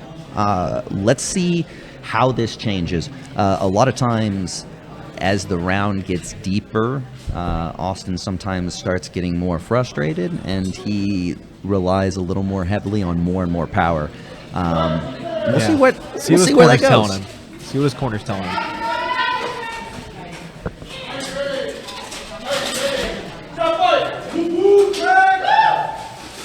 Second round comes in. You can see Craig trying to set up a huge punch. He knew he wanted that punch. Oh, Austin almost gets that. Almost is able to pull it, but then Craig gets on top. Yeah, that head slip was so important. All right, you see Craig trying to score a point there. Get some stomach punches. And stand up. What? I think it's 10 seconds. I think they're caught together. Yeah. This is the most I've ever seen Austin get on the ground on the receiving end. Yeah, I'm going to be honest. That one was a little bit of bad luck. I felt like Austin actually had the position advantage on there, but just couldn't quite push through and ended up falling back the other way. So comes back. Austin faking that big kick. Austin with a good leg shot.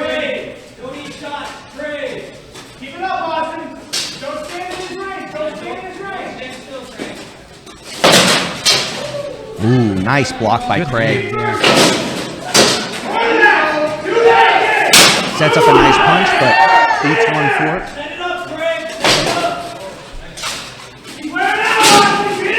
You can see Craig constantly one shot and then 4 steps back. One shot, 4 steps back, but I think that Austin is getting tired and Craig's about to go straight to the grapple. Nice slip off by Craig. And this is where Craig wants to be. This is the problem. Oh, Austin Craig looking for his grips. Yep, Craig trying to control the grips. You see, doing such a good job. He's framing with that right arm, finds the knee. Craig transitioning to a bit of get him clinching here. You need to get him off the rail. Again, you see that framing that's happening as Craig constantly is making sure that Austin's hands can't get to a good control position. This is so important in shutting down Austin's power.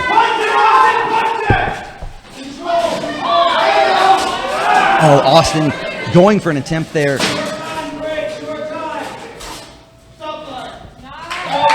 And round over. All right. Well, that's 2 rounds to Craig. That one really easily could have gone a different way. Yeah. You know, it's easy to gainsay or, like look back at it, but I felt like Austin had the better positioning on that takedown and just didn't quite have his foot under him right to push through. Man, I want to know what Craig's workout routine is to where he is so nimble in that suit of armor. Yes. He picks up weights and puts them back down religiously.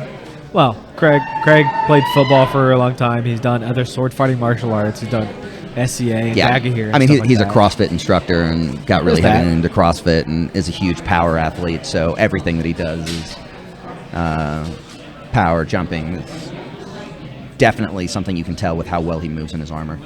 He's also a person who has gone a long way to optimize his kit. He is not very heavy in there. Yeah, comparatively between them, Austin's wearing entirely steel, and Craig is wearing titanium, and he has parts of his armor missing. So he's got some gaps, but they're not exploitable.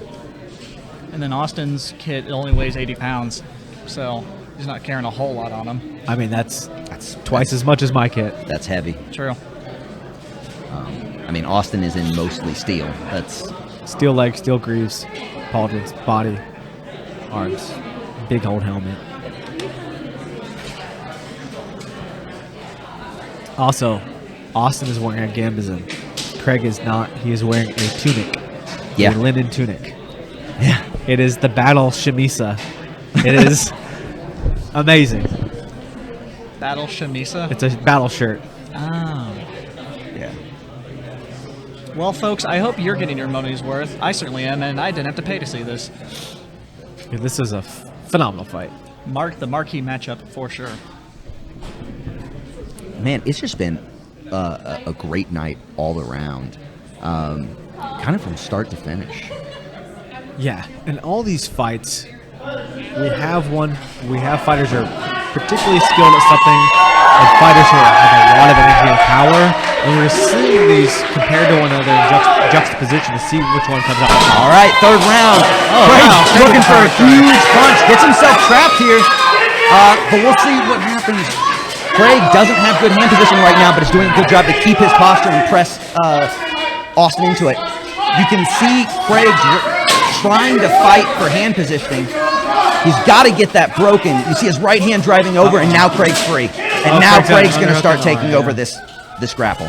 Has that deep underhook. You're going to see him go for this takedown. Oh, actually, Austin is able to tug.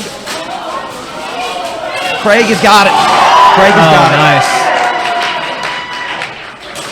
Such a clean route to the takedown. A very patient, methodical, step-by-step progression to get to that takedown. Yeah. Craig delivers a few knees to Austin while on the ground. Yep.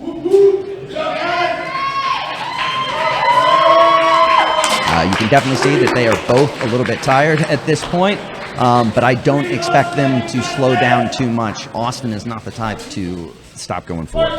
Yeah. And there he goes. Big kick. Another big kick, and he goes right back in for it. A huge punch. Lands strong, but almost. Craig with a little bit of a hook to stay up there. Yeah, the ref told him to stop. Ref called him and gave him a warning for that, but he called him on it. Oh, sorry. Craig gets a takedown. Austin is in a position where he could fight to get up, but I don't think Austin realized it. See if Austin can roll him. I think Craig at this point realizes he's up, and he's mainly just trying to wear him out. With the 10-second clacker going off, I believe that that's going to be fight by the time that they stand up.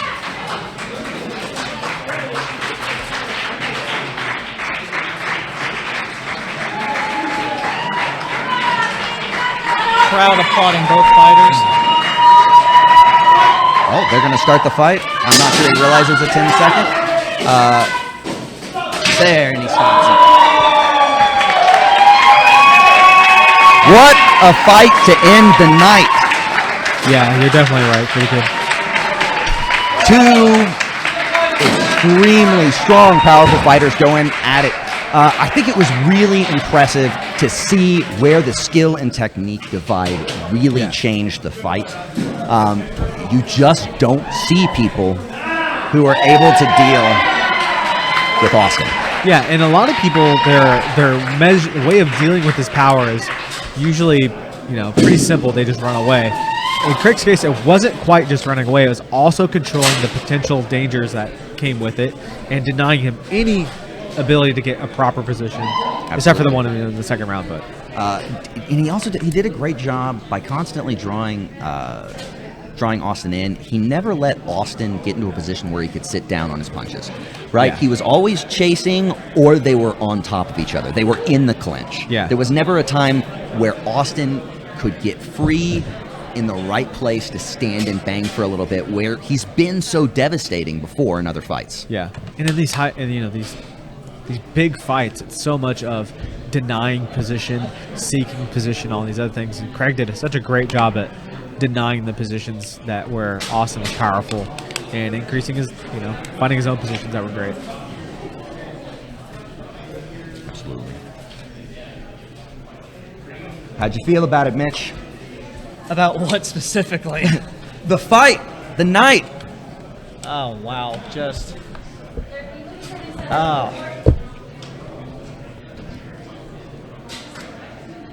Well said. Well said. Listen here. No, just the fact that so many folks that from HMB and ACS are coming together to put this together. Fighters from out of town willing to fight us. It just shows how great this sport is. And I mean, you heard Brennan whenever Adam was interviewing him. I mean, these guys are our opponents, Warlords and Cerberus and all those other teams, but I mean, we don't hate each other. Yeah, absolutely. And we've said it before, tonight is brought to you by Armored Combat Sports and HMB International. HMB USA coming together with ACS to kind of co-promote an event is a first-time thing in the U.S. That's really huge. And while they might not be promoting, we've got multiple ACW fighters in the house and people cornering who are high up in ACW, so it's really exciting. Let's see who wins. And Craig takes the win. I think we knew it was going to happen, but an incredible fight. I think an incredible night. Incredible night for the sport in the U.S., an incredible night just for the fighters here in general, and I'm so happy that it could happen at Warlord Combat Academy. Yes. If you are in the Dallas-Fort Worth area, if you're interested in what you see, check us out. We're in Irving, Texas. Where the infrastructure is a work of progress. Yeah, I mean, we are constantly building. We've got a new mat room going down in the back right now. That's true. So that we can grapple and throw harder and safer. I'm really excited about everything, but Warlord Combat Academy, look us up. Pretty soon here, we're about to have an interview with Adam Harrigan and Austin Ponticelli, but I think they're still in the ring. They haven't quite left yet. But we'll hear from the two of them pretty soon. Again, a huge shout out to ACS and HMB for this event. Absolutely. They're getting a picture and they left me.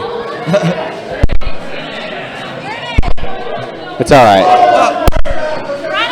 Brennon!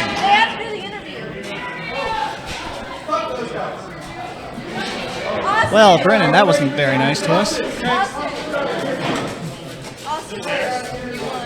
Yeah.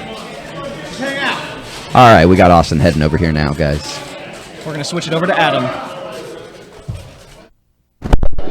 Austin, my brother, that was a phenomenal fight. How'd the fight go for you? What was in your head, though? What was in your head in that fight? The biggest thing I was just trying to do is keep up and try to catch Craig. He's real fast. I knew he was going to be quick, and it's just hard to stick him. Same thing with grappling. His grappling game's really good. I couldn't get him anything sloppy. I got to work on that. So it was a really good fight. Did everything I could. It's just, he's real strong. He's really good. Yeah, I love fighting. A lot of stuff to learn. That was a beautiful fight, and despite the fact that you technically lost the points, as fighters, I don't feel like you lost. I feel like that was a gain experience for you. And that's how I looked at it. Everything, every bit of it was definitely something I'm gonna look back on, things I can work on, things I can be better, and then one day get a rematch. Hopefully, give him a better fight. That's phenomenal, man. Have a good night, brother. Love you.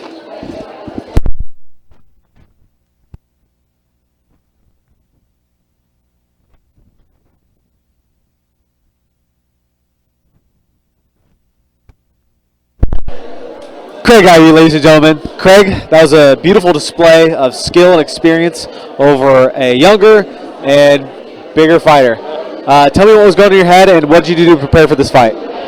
For me, this has just been mostly about don't get killed. And so I wanted to keep range. I felt comfortable controlling the A range with grappling and my C range with striking. I did not want to be in his B range where he could land heavy kicks and heavy strikes on me. So that was the game I played. Seemed to work out pretty well.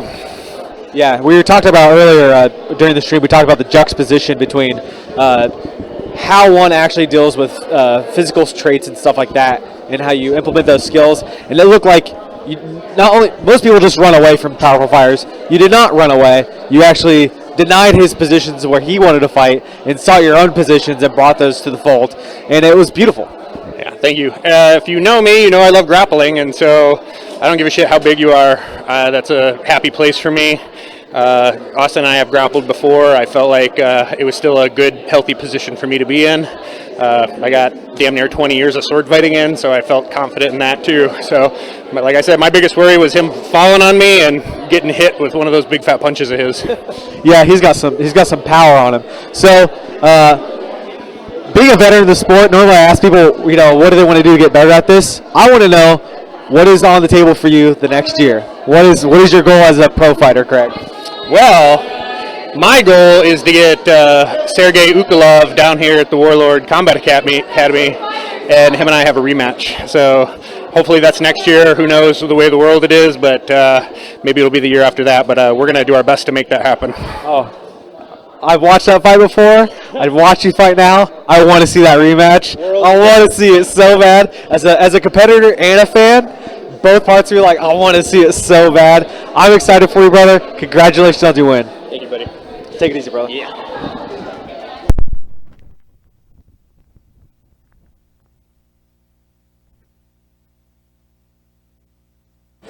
Thanks again, Adam, for the last round of interviews with Austin and Craig. And folks, we have had a fantastic night hosting these 9-fight mega cards for y'all watching at home. On behalf of Adam Harrigan, Brett Skinner, the entirety of Warlord Academy, and on our out-of-town fighters and guests that have come to support us, a special thanks to them. A special thanks to our stream runner. A special thanks to our in-the-ring and out-of-the-ring refs. A special thanks to our counters. And our special thanks to our live audience coordinator and all the other support staff that I'm not thinking of at the moment. Thank y'all so much. Absolutely. Thanks for spending your evening with us. Y'all have a great one. Toodaloo. Peace. That was fucking dope. That was good. That was great, y'all.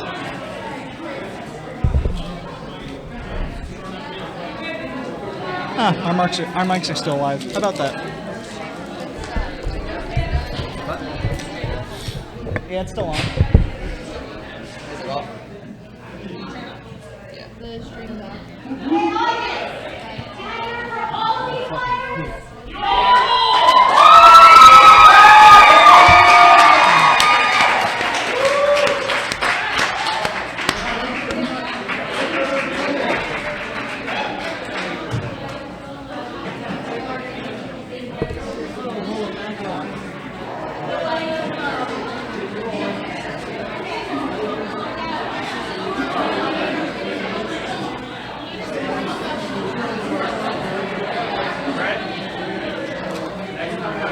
Great fight, man.